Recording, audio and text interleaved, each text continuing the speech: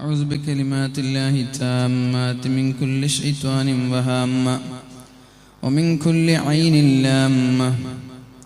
بسم الله الرحمن الرحيم. الحمد لله رب العالمين. الصلاة والسلام على سيدنا محمد أشرف المرسلين وعلى آله الفائزين برضا الله. أما بعد، أعوذ بالله من الشيطان الرجيم. بسم الله الرحمن الرحيم. ولقد أرسلنا رسلا من قبلك وجعلنا لهم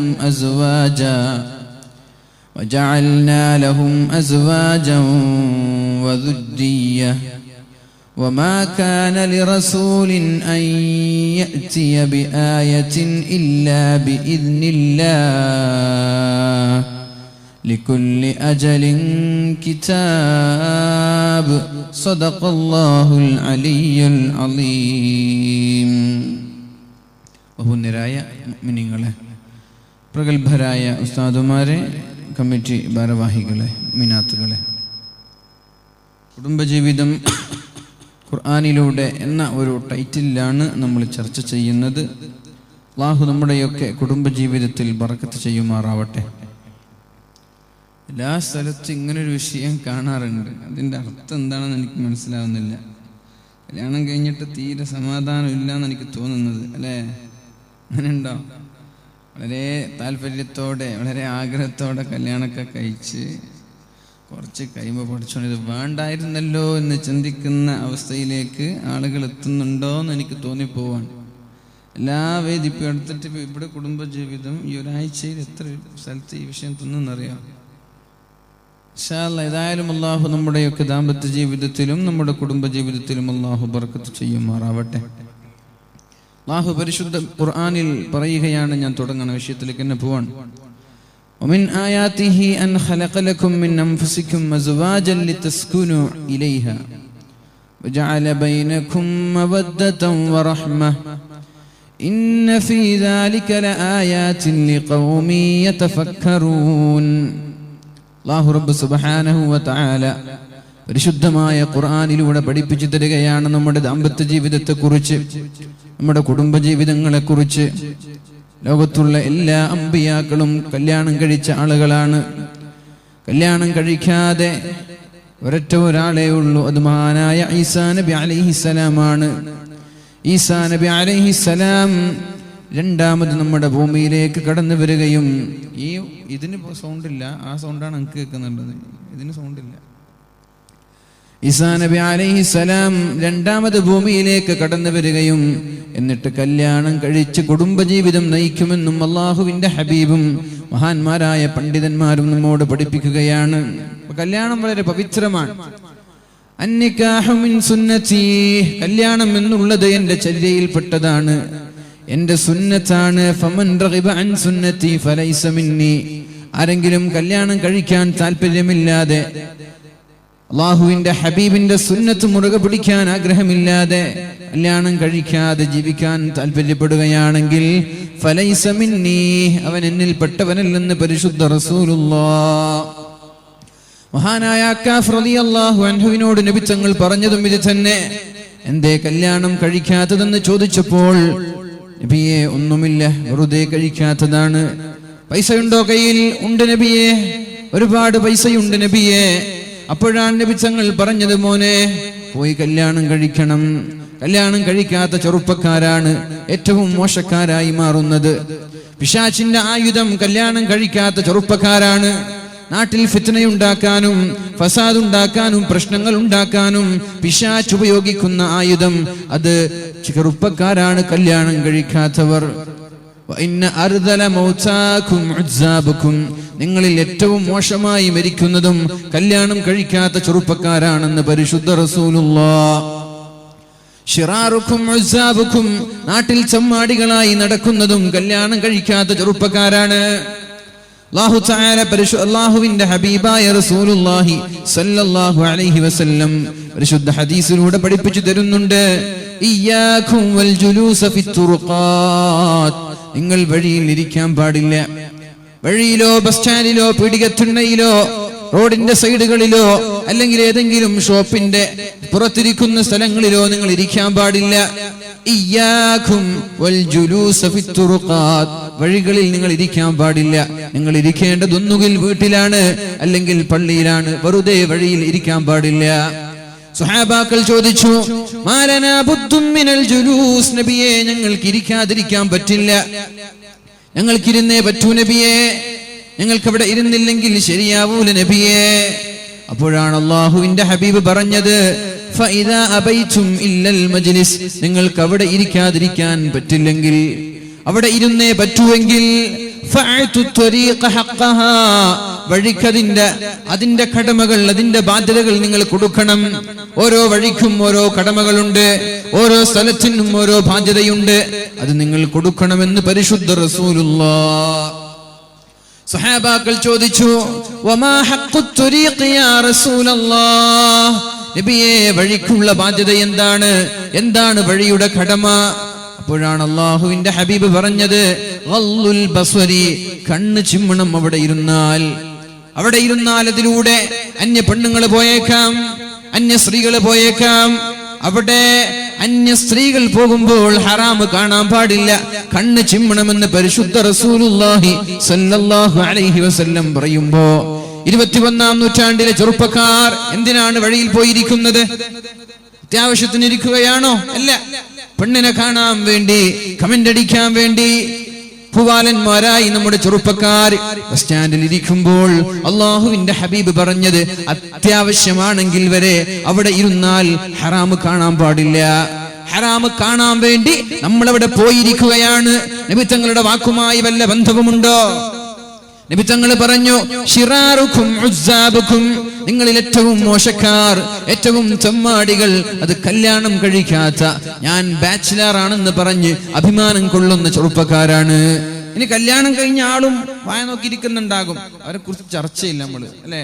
കല്യാണം കഴിഞ്ഞിട്ടുണ്ട്, ഒരു മാറ്റവും ഇല്ല, എന്നെ ആ പീടികത്തിണ്ണയിലുണ്ട്, ബസ് സ്റ്റാൻഡിലുണ്ട്, എവിടെയൊക്കെ കമന്റ് അടിക്കാനും വായ നോക്കാനും പോകുന്നുണ്ടോ? ബൈക്കിൽ വൈകുന്നേരം സ്കൂൾ വിട്ടപ്പോ അവിടെ പോവാനുണ്ട്. അയാളെ കുറിച്ചിട്ട് എന്ത് പറയാനാ?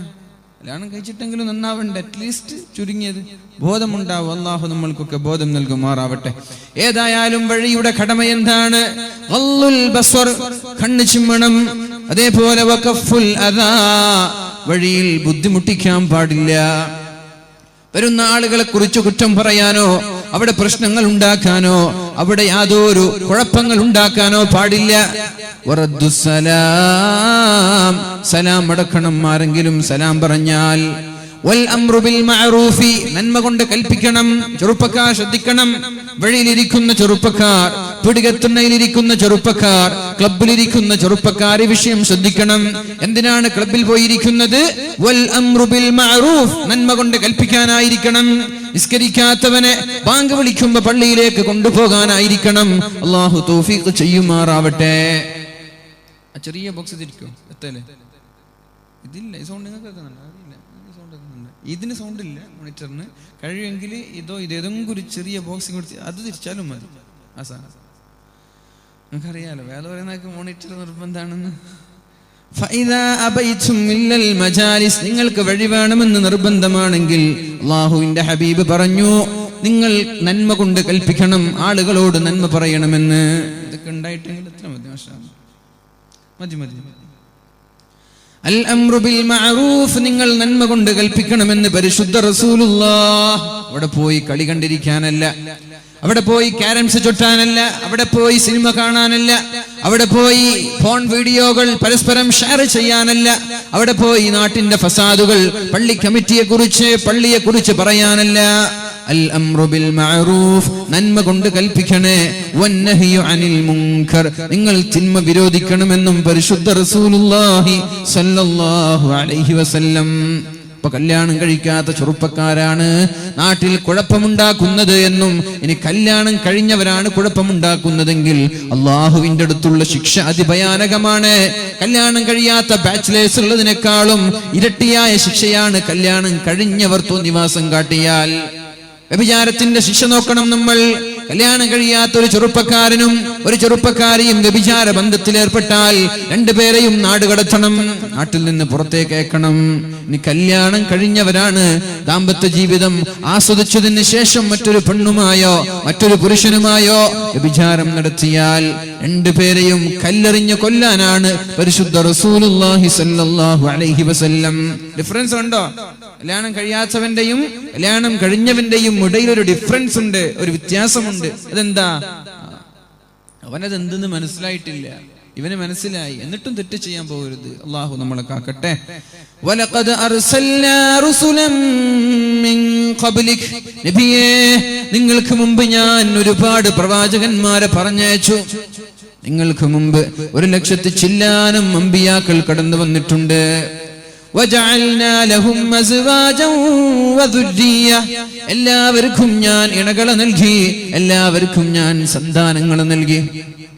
ആദം നബി അലൈഹിസ്സലാമിന്റെ ഭാര്യയിൽ നിന്ന് മഹദിയായ ഹവ്വ ബീവി റളിയല്ലാഹു അൻഹയെ അല്ലാഹു പടക്കുകയും അങ്ങനെ ഒരു കുടുംബജീവിതത്തിന്റെ കഥ പ്രാരംഭ ദിശയിൽ തന്നെ അല്ലാഹു നമ്മൾക്ക് കാണിച്ചു തരികയും ചെയ്യുന്നുണ്ടല്ലോ. ഒരു മനുഷ്യന്റെ ആദിമ മനുഷ്യനാരാ? ആദം നബി അലൈഹിസ്സലാമാണല്ലോ. എന്നാൽ ആദം നബി അലൈഹിസ്സലാമിനെ ഒറ്റയ്ക്കാണോ സൃഷ്ടിച്ചത്? അല്ല, തൊട്ടുടനെ ഹവ്വ ബീവിയെ സൃഷ്ടിക്കുകയും എന്നിട്ട് ഇണകളായി അവരെ വളർത്തുകയും ചെയ്തു. അവരിൽ നിന്ന് ഹാബീൽ ഉണ്ടായി, അവരിൽ നിന്ന് ഖാബീൽ ഉണ്ടായി, അവരിൽ നിന്ന് മറ്റനേകം മക്കളുണ്ടായി. وما كان لرسول أن يأتي بآية إلا بإذن الله لكل أجل കിതാബ്. അള്ളാഹുവിന്റെ മഹാന്മാരായ അമ്പിയാക്കളെല്ലാം നമ്മൾക്ക് പഠിപ്പിച്ചു തന്ന പാതയാണ് കല്യാണം കഴിക്കൽ എന്ന് പറഞ്ഞാൽ. എന്താണ് കുടുംബജീവിതം എന്ന് പറഞ്ഞാൽ?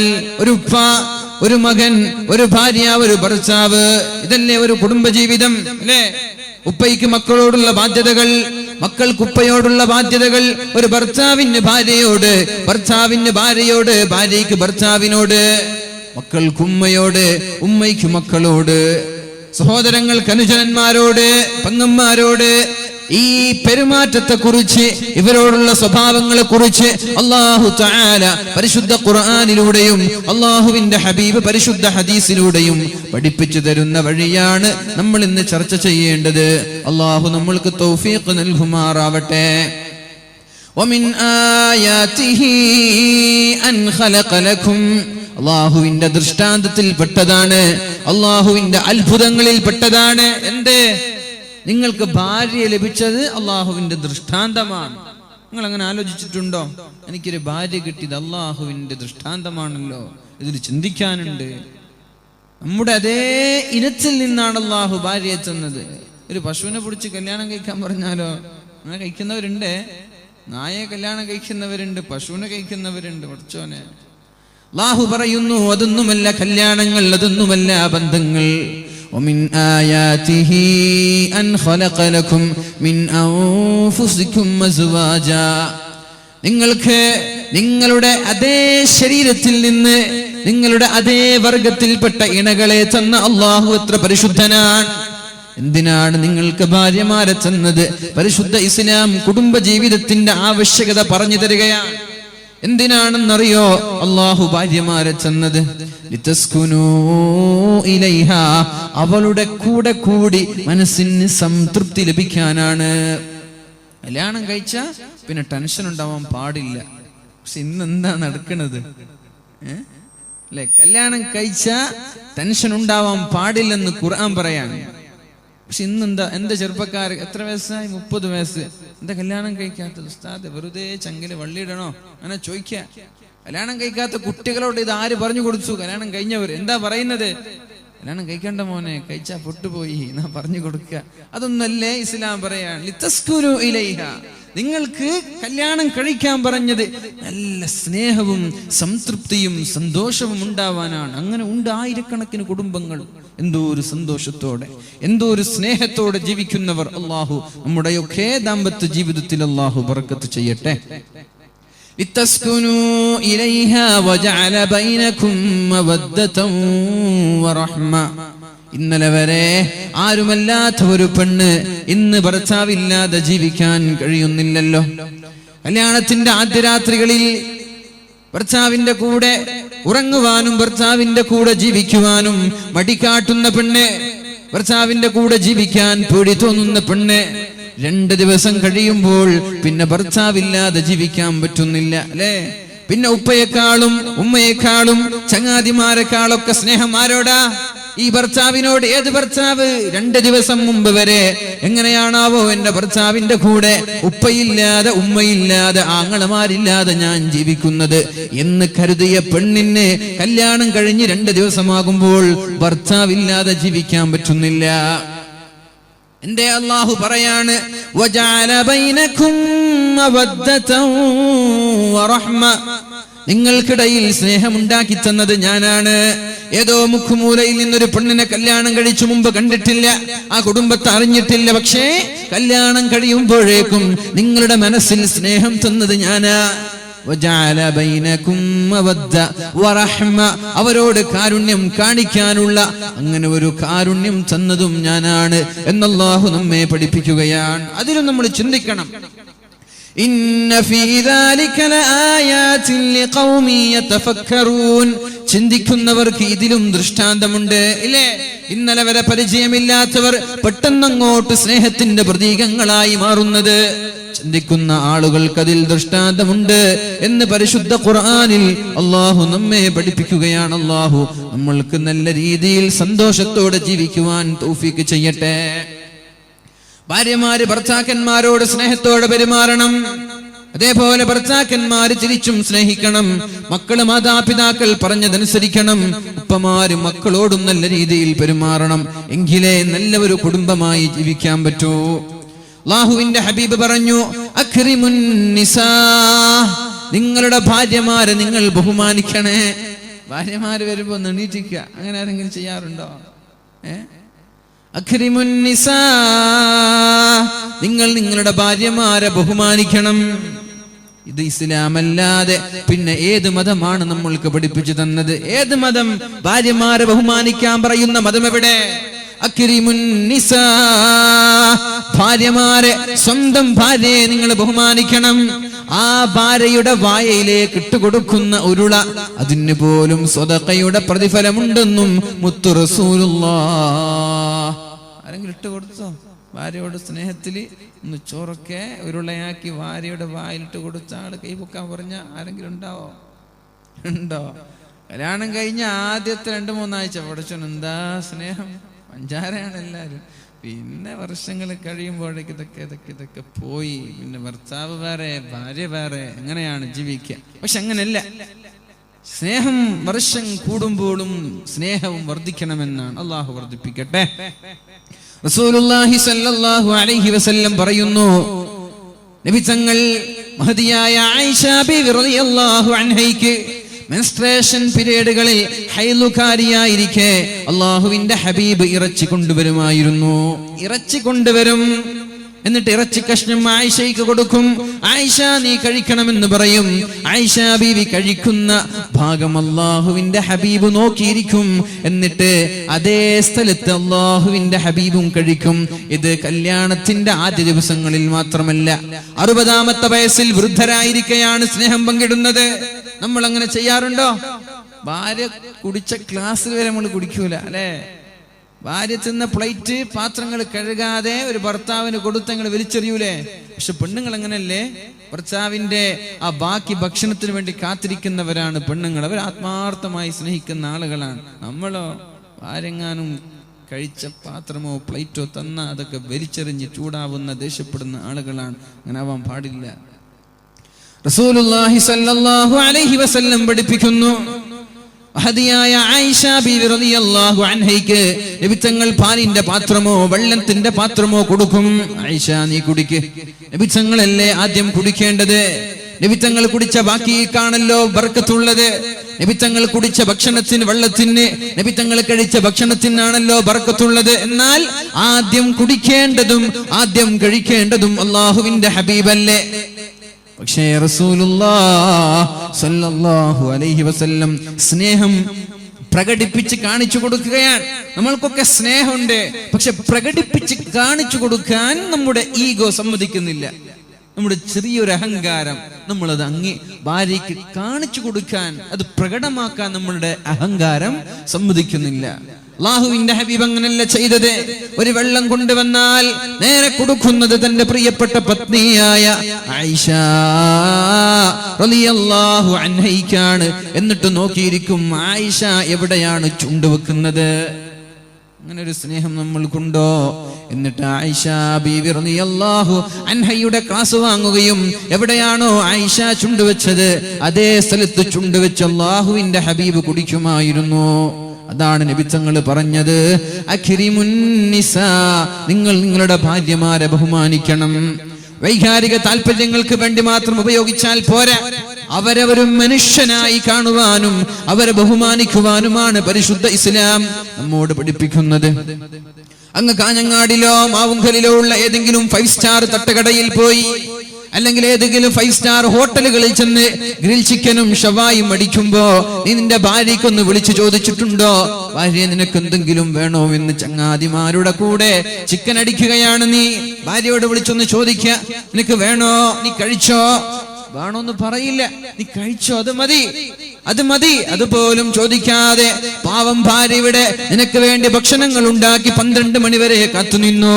നീ എന്ത് ചെയ്തു? ചങ്ങാതിമാരുടെ കൂടെ ഭക്ഷണം കഴിച്ച് ഒരു ടൂത്ത്പിക്കുമായി പല്ലും കുത്തി നീ വരിക. എന്നിട്ട് ഭാര്യ കാത്തിരിക്കുകയാണ് നിന്റെ കൂടെ ഭക്ഷണം കഴിക്കാൻ. ഭാര്യ ചോദിച്ചു, ഭക്ഷണം വേണ്ടേ? നീ കഴിക്കടി എന്ന് പറഞ്ഞു പോയി ഉറങ്ങാം. ഇതാണോ സ്നേഹം? ഇതാണോ ദാമ്പത്യ ജീവിതം? അല്ല സഹോദരങ്ങളെ, അക്രിമുൻ നിസാ, നിങ്ങൾ നിങ്ങളുടെ ഭാര്യമാരെ ബഹുമാനിക്കണം. ഫവല്ലാഹി മാ അക്രമഹുന്ന ഇല്ലാ കരീം. ഭാര്യമാരെ ബഹുമാനിക്കുന്നവർ മാന്യന്മാരാണ്, ഭാര്യമാരെ ആദരിക്കുന്നവർ മാന്യന്മാരാണ്, ഭാര്യമാർക്ക് സ്ഥാനം കൊടുക്കുന്നവർ മാന്യന്മാരാണ്. അവരുടെ സ്വഭാവം എത്ര വൃത്തികെട്ടതാണെങ്കിലും ശരി, അങ്ങനെ ഉണ്ടാകും. വൃത്തികെട്ട സ്വഭാവക്കാരായ ഭാര്യമാരുണ്ടെങ്കിലും ശരി, അവരെ ബഹുമാനിക്കാനാണ് പരിശുദ്ധ ഇസ്ലാം നമ്മോട് പഠിപ്പിച്ചു തരുന്നത്.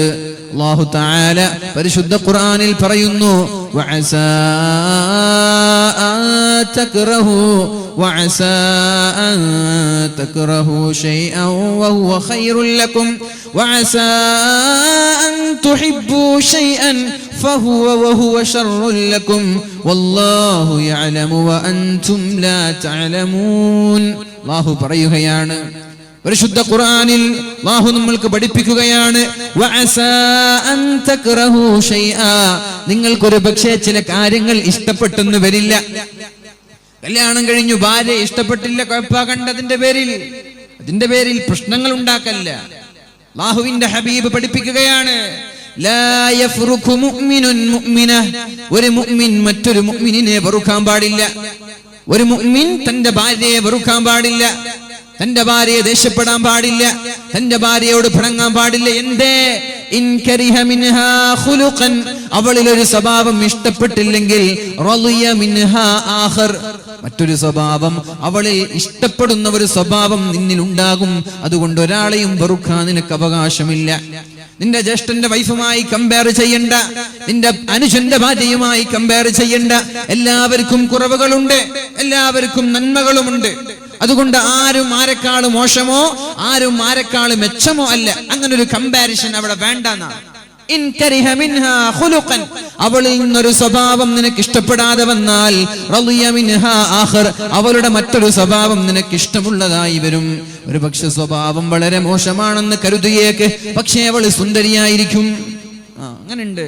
ഒരു പക്ഷെ അവള് സൗന്ദര്യമില്ല, സ്വഭാവവുമില്ല, പക്ഷേ അവൾ നന്നായി കുക്ക് ചെയ്യുന്ന ആളായിരിക്കും. സുഖമായി ഭക്ഷണം കഴിക്കാലോ, ലാവിഷായി മരണം വരെ നല്ല ഭക്ഷണം കഴിച്ച് ജീവിക്കാലോ. ഒന്നുമില്ലെങ്കിൽ നല്ല ദീനിയായ പെണ്ണായിരിക്കും. നിന്റെ മക്കളെ ദീനിയായ ചിട്ടയോടെ വളർത്തുന്നവളായിരിക്കും അവൾ.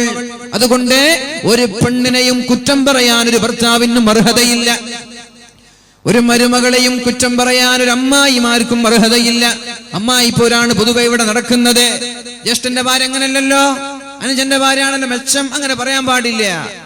ഒന്നുകിൽ അവളുടെ സ്വഭാവം, രണ്ടുപേരുടെയും സ്വഭാവം നിങ്ങൾ കമ്പയർ ചെയ്യുക. ഒരാളുടെ സ്വഭാവം എന്തെങ്കിലും ഒരു മൈന്യൂട്ട് ഡിഫറൻസ്, എന്തെങ്കിലും കുറവുകൾ രണ്ടുപേരിലും ഉണ്ടാകും. ഇവളിലില്ലാത്ത നന്മ മറ്റൊരാളിലുണ്ടാകും, ഇവളില്ലാത്ത കുറവ് മറ്റു പെണ്ണിലുണ്ടാകും. അതുകൊണ്ട് കമ്പയർ അതൊരിക്കലും ഒരു മുസ്ലിമായ സഹോദരങ്ങളും ചെയ്യാൻ പാടില്ല. മക്കളിൽ വരങ്ങനെ ചെയ്യാൻ പാടില്ല. മൂത്ത മകനെ കമ്പയർ ചെയ്യോ, നല്ല പഠിക്കുന്ന കുട്ടിയാ, നീ എന്താ പഠിക്കാത്തത് ചോദിക്കാൻ പാടില്ല. മൂത്ത ജ്യേഷ്ഠനില്ലാത്ത, മൂത്ത മകനില്ലാത്ത എന്തോ ഒരു പ്ലസ് പോയിന്റ് ഈ ചെറിയ മകനുണ്ടാകും.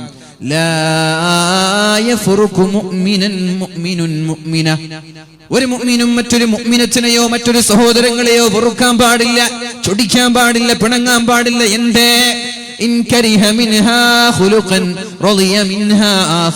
ഒരു സ്വഭാവം ഇഷ്ടപ്പെട്ടില്ലെങ്കിൽ മറ്റൊരു സ്വഭാവം, ഇഷ്ടപ്പെടുന്ന ഒരു സ്വഭാവം അവളിൽ ഉണ്ടാകുമെന്ന് പരിശുദ്ധ റസൂലുള്ളാഹി സ്വല്ലല്ലാഹു അലൈഹി വസല്ലം.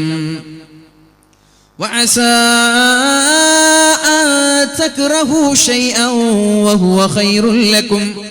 നിങ്ങൾക്ക് അവളിൽ ചില സ്വഭാവങ്ങൾ ഇഷ്ടപ്പെടാതെ വന്നാൽ ഒരു പക്ഷേ അതിൽ വരെ നന്മകൾ ഉണ്ടാകും. നിങ്ങൾക്ക് ഇഷ്ടപ്പെട്ട കാര്യങ്ങളൊക്കെ നന്മയായി കൊള്ളണമെന്നില്ല. അതേപോലെ നിങ്ങൾക്ക് വെറുപ്പുള്ള കാര്യം അത് മോശവും ആയിക്കൊള്ളണമെന്നില്ല. നിങ്ങൾ ഇഷ്ടപ്പെട്ടത് അതിൽ ഷർറുണ്ടാകാം, നിങ്ങൾ വെറുത്തത് അതിൽ നന്മയുണ്ടാകാം എന്ന് പരിശുദ്ധ ഖുർആൻ പറയാം. വഅസാ അൻ തക്റഹു ശൈആ, നിങ്ങൾ ചില കാര്യങ്ങൾ വെറുത്തേക്കാം. വഹുവ ഖൈറുൽ ലക്കും, ആ കാര്യങ്ങൾ നിങ്ങൾക്ക് ബുദ്ധിമുട്ടായി വന്നത് നിങ്ങളുടെ നന്മയ്ക്ക് വേണ്ടിയാണ്. വഅസാ അൻ തുഹിബ്ബു ശൈആ, നിങ്ങൾക്ക് ചില കാര്യങ്ങൾ വളരെ സ്നേഹം തോന്നിയേക്കാം, വളരെ ഇഷ്ടം തോന്നിയേക്കാം. പക്ഷേ വഹുവ ശർറുൽ ലക്കും, നിങ്ങൾക്കതിൽ ബുദ്ധിമുട്ടുണ്ടായേക്കാം, നിങ്ങൾക്കതിൽ ദോഷം വന്നേക്കാം.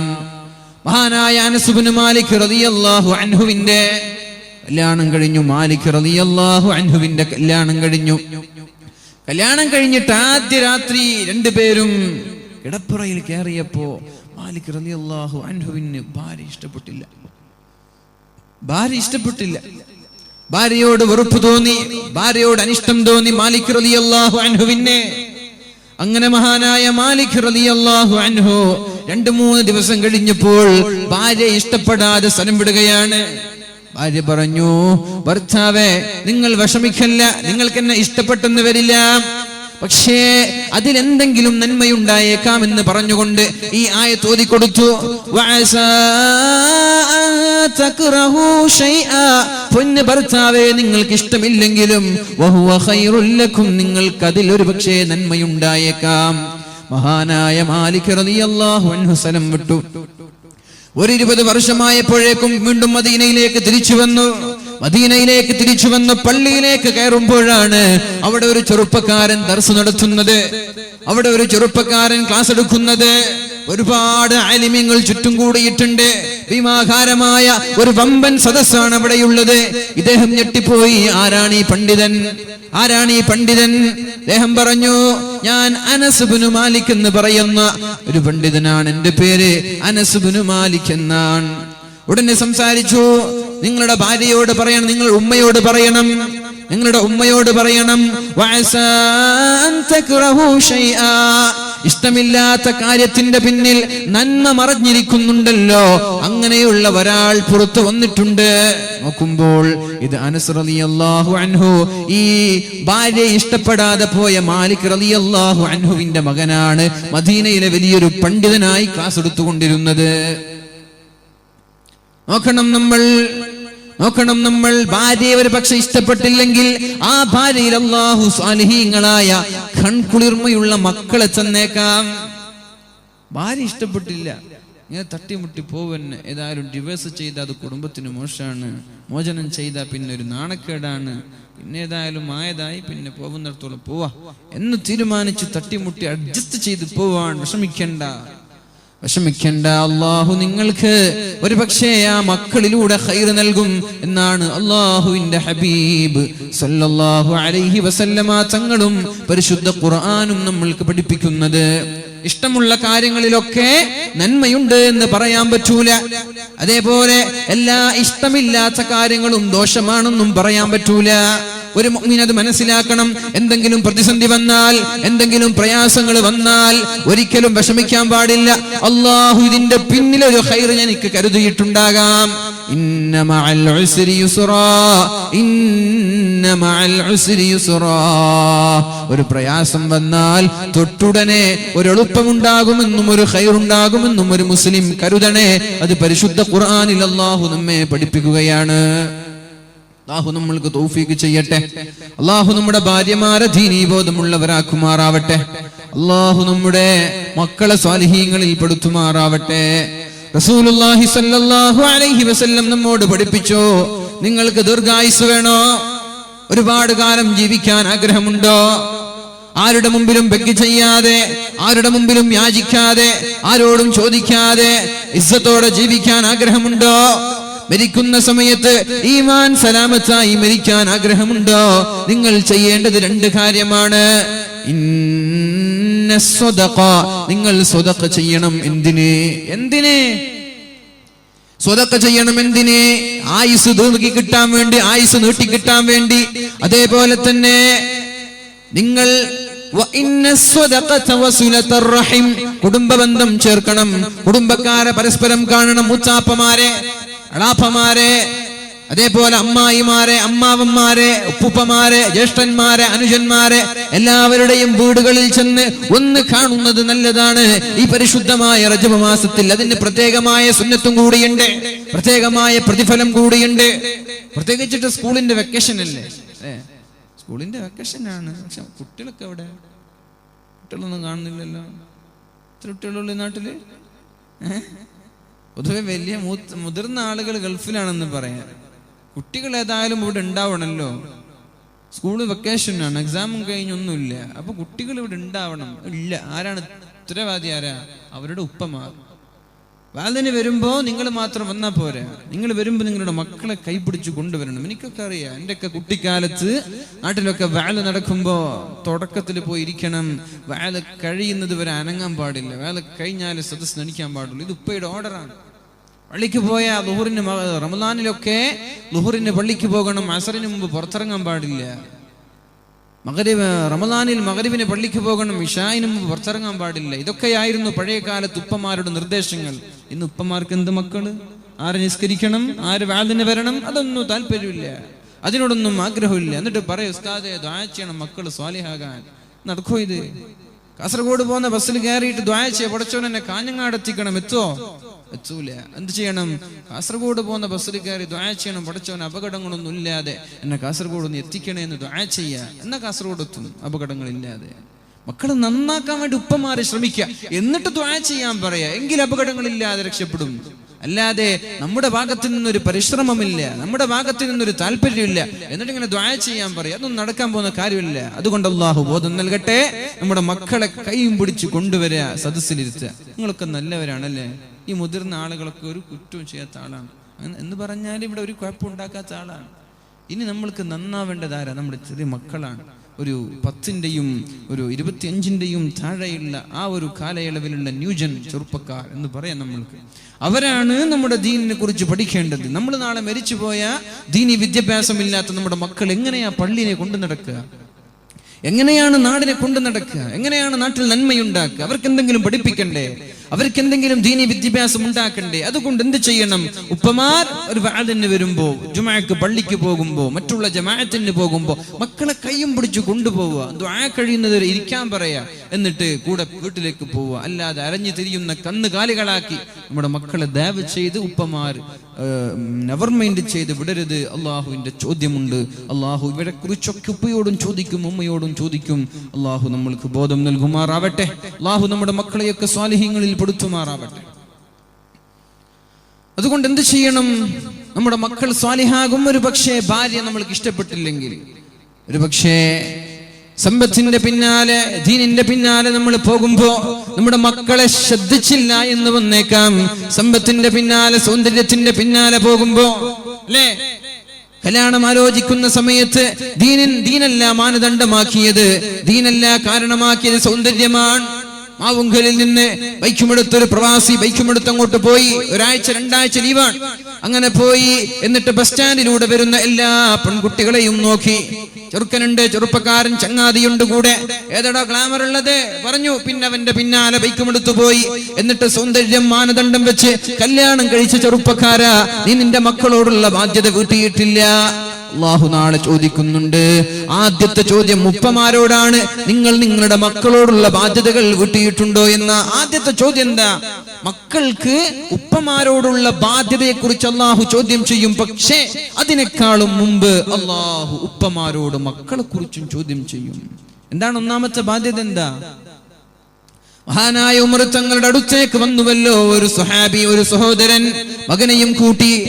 എന്നിട്ട് അമീറുൽ മുഅ്മിനീൻ, എന്റെ മകൻ ഞാൻ പറഞ്ഞത് കേൾക്കുന്നില്ല, എന്നോട് അപമര്യാദയായി പെരുമാറുന്നു, എന്നോട് കുരുത്തക്കേട് കാണിക്കുന്നു എന്ന് പറഞ്ഞപ്പോഴാണ് മഹാനായ അമീറുൽ മുഅ്മിനീനോട് മകൻ ചോദിച്ചത്, അല്ലയോ അമീറുൽ മുഅ്മിനീൻ, ഞാനൊന്ന് ചോദിക്കട്ടെ, ഈ ഉപ്പമാർക്ക് മക്കളോട് മാത്രമേ ഉള്ളൂ ബാധ്യതകൾ? അല്ല, മക്കൾക്ക് ഉപ്പയോട് ബാധ്യതയില്ലേ? മക്കൾക്ക് മക്കളോട് ഉപ്പമാർക്ക് കടമയില്ലേ? ഉപ്പമാർക്ക് ഇങ്ങോട്ടുമില്ലേ? ഒരു പാലം വെച്ചാൽ അങ്ങോട്ടും ഇങ്ങോട്ടും പോകുന്നത് പോലെ ഉപ്പയ്ക്ക് മക്കളോടില്ലേ കടമകൾ? ഉണ്ട്. ഉപ്പയ്ക്ക് മക്കളോടുമുണ്ട് കടമകൾ. എന്താണ്? പറയൂ അമീറുൽ മുഅ്മിനീൻ, പറയൂ എന്ന് പറഞ്ഞപ്പോഴാണ് അമീറുൽ മുഅ്മിനീൻ പറഞ്ഞത്, ഒന്ന്, നല്ല ഭാര്യയെ സെലക്ട് ചെയ്യണം, ദീനിയായ ഭാര്യയെ സെലക്ട് ചെയ്യണം. സൗന്ദര്യമല്ല, സമ്പത്തല്ല. പെണ്ണിന്റെ വീടിന്റെ വലുപ്പം എത്ര? 2 നിലയുള്ള വീടാണോ? ഉപ്പയ്ക്ക് ഗൾഫിൽ ജോലിയുണ്ടോ? ഉപ്പയ്ക്ക് ഷോപ്പിംഗ് മാളുകളുണ്ടോ? ഉപ്പയുടെ കയ്യിൽ സ്വത്തുണ്ടോ, ഭൂമിയുണ്ടോ എന്നതല്ല മാനദണ്ഡം. എന്താ മാനദണ്ഡം? ദീനിയായ പെണ്ണിനെ കഴിക്കണമെന്നാണ് പരിശുദ്ധ റസൂലുള്ളാഹി സ്വല്ലല്ലാഹു അലൈഹി വസല്ലം പഠിപ്പിച്ചത്. വരാനിരിക്കുന്ന മക്കളോട് ചെയ്യുന്ന ഒന്നാമത്തെ ബാധ്യതയാണ് നല്ലൊരു ദീനി ബോധമുള്ള ഭാര്യയെ സെലക്ട് ചെയ്യൽ. രണ്ടാമത്തേത് നല്ല പേരിട്ട് കൊടുക്കുക. അല്ലാഹു നമ്മൾക്ക് ബോധം നൽകുമാറാവട്ടെ. അതേപോലെ മക്കൾക്ക് ഉപ്പമാരോടുമുണ്ട് ബാധ്യതകൾ. ഞാൻ നേരത്തെ പറഞ്ഞു, ഇന്ന സ്വദഖത വസുലതർ റഹിം, സ്വദഖ ചെയ്യുന്നവരും കുടുംബബന്ധം ചേർക്കുന്നവർക്കും അല്ലാഹു നൽകുന്ന ഉപകാരങ്ങൾ എന്തൊക്കെയാണ്? അല്ലാഹു നൽകുന്ന നേട്ടങ്ങൾ എന്തൊക്കെയാണ്? എന്തൊക്കെ? ഒന്ന്, അവന്റെ ആയുസ്സിൽ അല്ലാഹു ബർക്കത്ത് നൽകും. അവന്റെ ആയുസ്സിൽ അല്ലാഹു ബർക്കത്ത് ചെയ്യും. 60 വർഷം ജീവിക്കുന്നവന് 600 വർഷം ജീവിച്ച പ്രതീതി ഉണ്ടാകും, ബർക്കത്തുണ്ടാകും ആയുസ്സിൽ. അതേപോലെ തന്നെ അവന്റെ ഭക്ഷണത്തിൽ വിശാലതയുണ്ടാകും. മക്കൾക്ക് ഭക്ഷണം കൊടുക്കാൻ കഴിയാതെ, ഭാര്യയ്ക്ക് ഭക്ഷണം കൊടുക്കാൻ കഴിയാതെ, ജീവിതത്തിന്റെ രണ്ടറ്റം കൂട്ടിമുട്ടിക്കാൻ കഴിയാതെ പ്രയാസപ്പെടേണ്ടി വരില്ല. ആർക്ക്? കുടുംബ ബന്ധം പുലർത്തുന്ന ആളുകൾക്ക്. അതുകൊണ്ട് എന്ത് ചെയ്യാ? പ്രത്യേകിച്ച് പ്രവാസികളായ ആളുകളൊക്കെ 2 മാസത്തിന് നാട്ടിലേക്ക് കടന്നു വന്നാൽ ഒരു ഫ്രൂട്ട്സിന്റെയോ ബേക്കറിയുടെയോ കവറുമായി നമ്മുടെ കുടുംബക്കാരുടെ വീട്ടിലേക്ക് ചെല്ല. ഉപ്പമാരുടെ ചങ്ങാതിമാരുടെ വീട്ടിലേക്ക്, ഉപ്പമാരുടെ പെങ്ങന്മാരുടെ വീട്ടിലേക്ക്, ഉപ്പമാരുടെ ജ്യേഷ്ഠാനുജന്മാരുടെ വീട്ടിലേക്ക്, ഉമ്മമാരുടെ ആങ്ങളമാരുടെ ഉമ്മമാരുടെ ജ്യേഷ്ഠാനുജത്തിമാരുടെ വീട്ടിലേക്കൊക്കെ എന്തെങ്കിലും കവറുമായി കുടുംബസമേതം കാറിലൂടെയോ ബസ്സിലൂടെയോ ഓട്ടോറിക്ഷയിലൂടെയോ ഒന്ന് ചെല്ലുന്നത് നിങ്ങളുടെ രോഗങ്ങളിൽ നിന്ന് നിങ്ങളെ കാക്കാൻ കാരണമാണ്. രോഗങ്ങൾ ഉണ്ടാവൂല, ആയുസ്സിൽ ബറക്കത്തുണ്ടാകുമെന്ന് പറഞ്ഞാൽ എന്താ? രോഗങ്ങളില്ലാതെ, പ്രയാസങ്ങളില്ലാതെ ജീവിക്കാൻ പറ്റുമെന്നാണ് പരിശുദ്ധ റസൂലുള്ളാഹി സ്വല്ലല്ലാഹു അലൈഹി വസല്ലം നമ്മോട് പഠിപ്പിക്കുന്നത്. അല്ലാഹു തൗഫീഖ് ചെയ്യട്ടെ. അല്ലാഹുവിന്റെ ഹബീബായ മുത്ത് റസൂലുള്ളാഹി സ്വല്ലല്ലാഹു അലൈഹി വസല്ലം ഹിറാ ഗുഹയിലേക്ക് കയറി ചെല്ലുന്നുണ്ടല്ലോ തന്റെ 40ാമത്തെ വയസ്സിൽ. 40ാമത്തെ വയസ്സിൽ ഹിറാ ഗുഹയിലേക്ക് ചെല്ലുന്നുണ്ട്. ഹിറാ ഗുഹ കയറിയാളൊന്ന് കൈപൊക്കി. ഹിറാ ഗുഹ ആരും പോയിട്ടില്ലേ? മാഷാ അല്ലാഹ്, ഒരാളുണ്ട്. അങ്ങനെ എളുപ്പമല്ലേ കയറാൻ? അല്ലേ?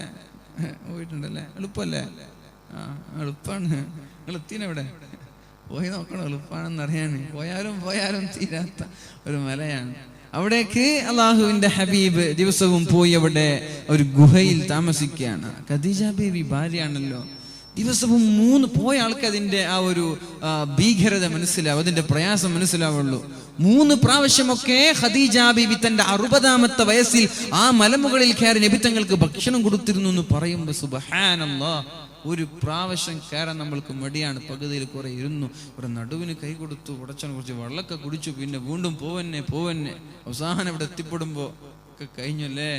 അങ്ങനെയുള്ള പർവ്വതത്തിന്റെ മുകളിലേക്ക് മഹദിയായ ഖദീജ റളിയല്ലാഹു അൻഹാ 60ാമത്തെ വയസ്സിലാണ് ദിവസവും 3 തവണ കയറി ഇറങ്ങിയത് അല്ലാഹുവിന്റെ ഹബീബിന് ഭക്ഷണം കൊടുക്കാൻ വേണ്ടി. അങ്ങനെ ഒരു ദിവസം അല്ലാഹുവിന്റെ ഹബീബ് ഓടി വരുന്നുണ്ട്. സമ്മിലൂനി യാ ഖദീജ യാ അയ്യുഹൽ മുസമ്മിൽ ഖുമിൽ ലൈല ഇല്ലാ ഖലീലാ. അല്ലാഹുവിന്റെ ഹബീബിനോട് പരിശുദ്ധമായ ഖുർആനിന്റെ ആയത്തിറങ്ങി. സമ്മിലൂനി സമ്മിലൂനി, എന്നെ നീ പുതപ്പിട്ട് മൂടണം ഖദീജ. ഞാൻ പേടിച്ചു പോയി, ഞാനാകെ വിഷണ്ണനായിരിക്കുകയാണ്, ഞാനാകെ തളർന്നിരിക്കുകയാണ്, ഞാനാകെ പേടിച്ചിരിക്കുകയാണ്. എന്തോ ഞാൻ അവിടെ കണ്ടു. എന്താ കണ്ടത്?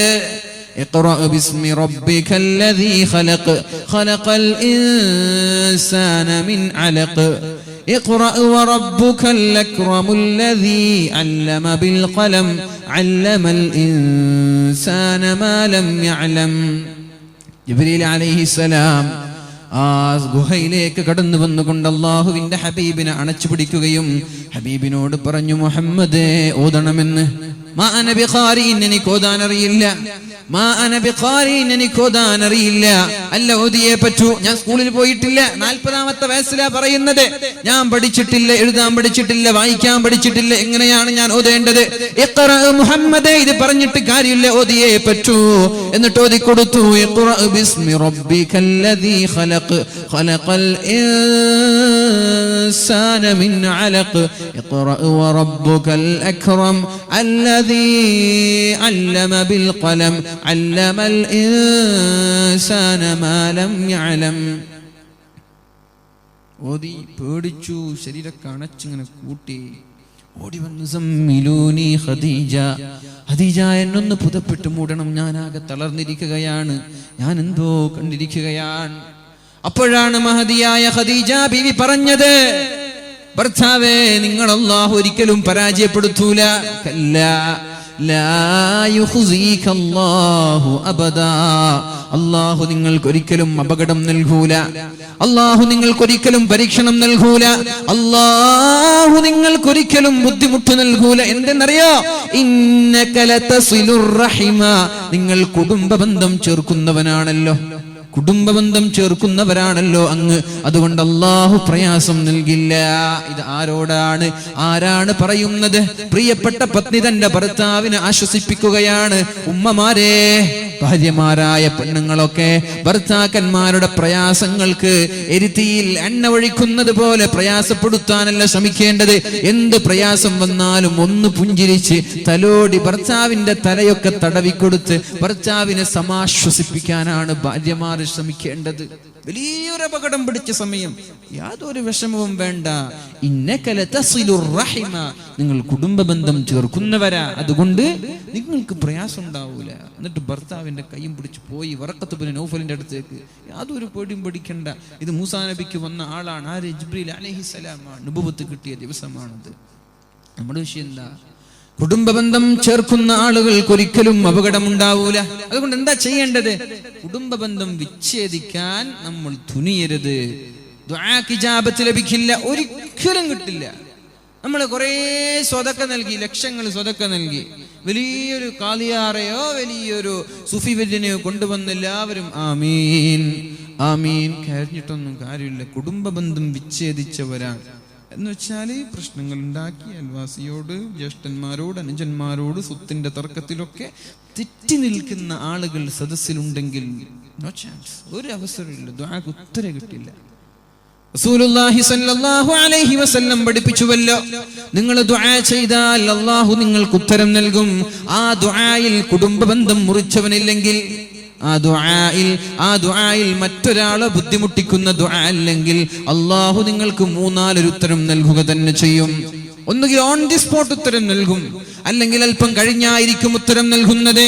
ദുനിയാവിൽ നിങ്ങൾക്ക് അതിന്റെ ഉത്തരം കണ്ടില്ലെങ്കിലും നാളെ ആഖിറത്തിൽ ഇഷ്ടം പോലെ വേണ്ടുവോളം അതിന്റെ പ്രതിഫലങ്ങൾ ദറജയായി സ്വർഗത്തിന്റെ ഉന്നതമായ തട്ടിൽ നിങ്ങൾക്ക് അല്ലാഹു പ്രത്യേക സ്ഥലം സൗകര്യം ചെയ്തിരിക്കും എന്ന് പരിശുദ്ധ റസൂലുള്ളാഹി സ്വല്ലല്ലാഹു അലൈഹി വസല്ലം.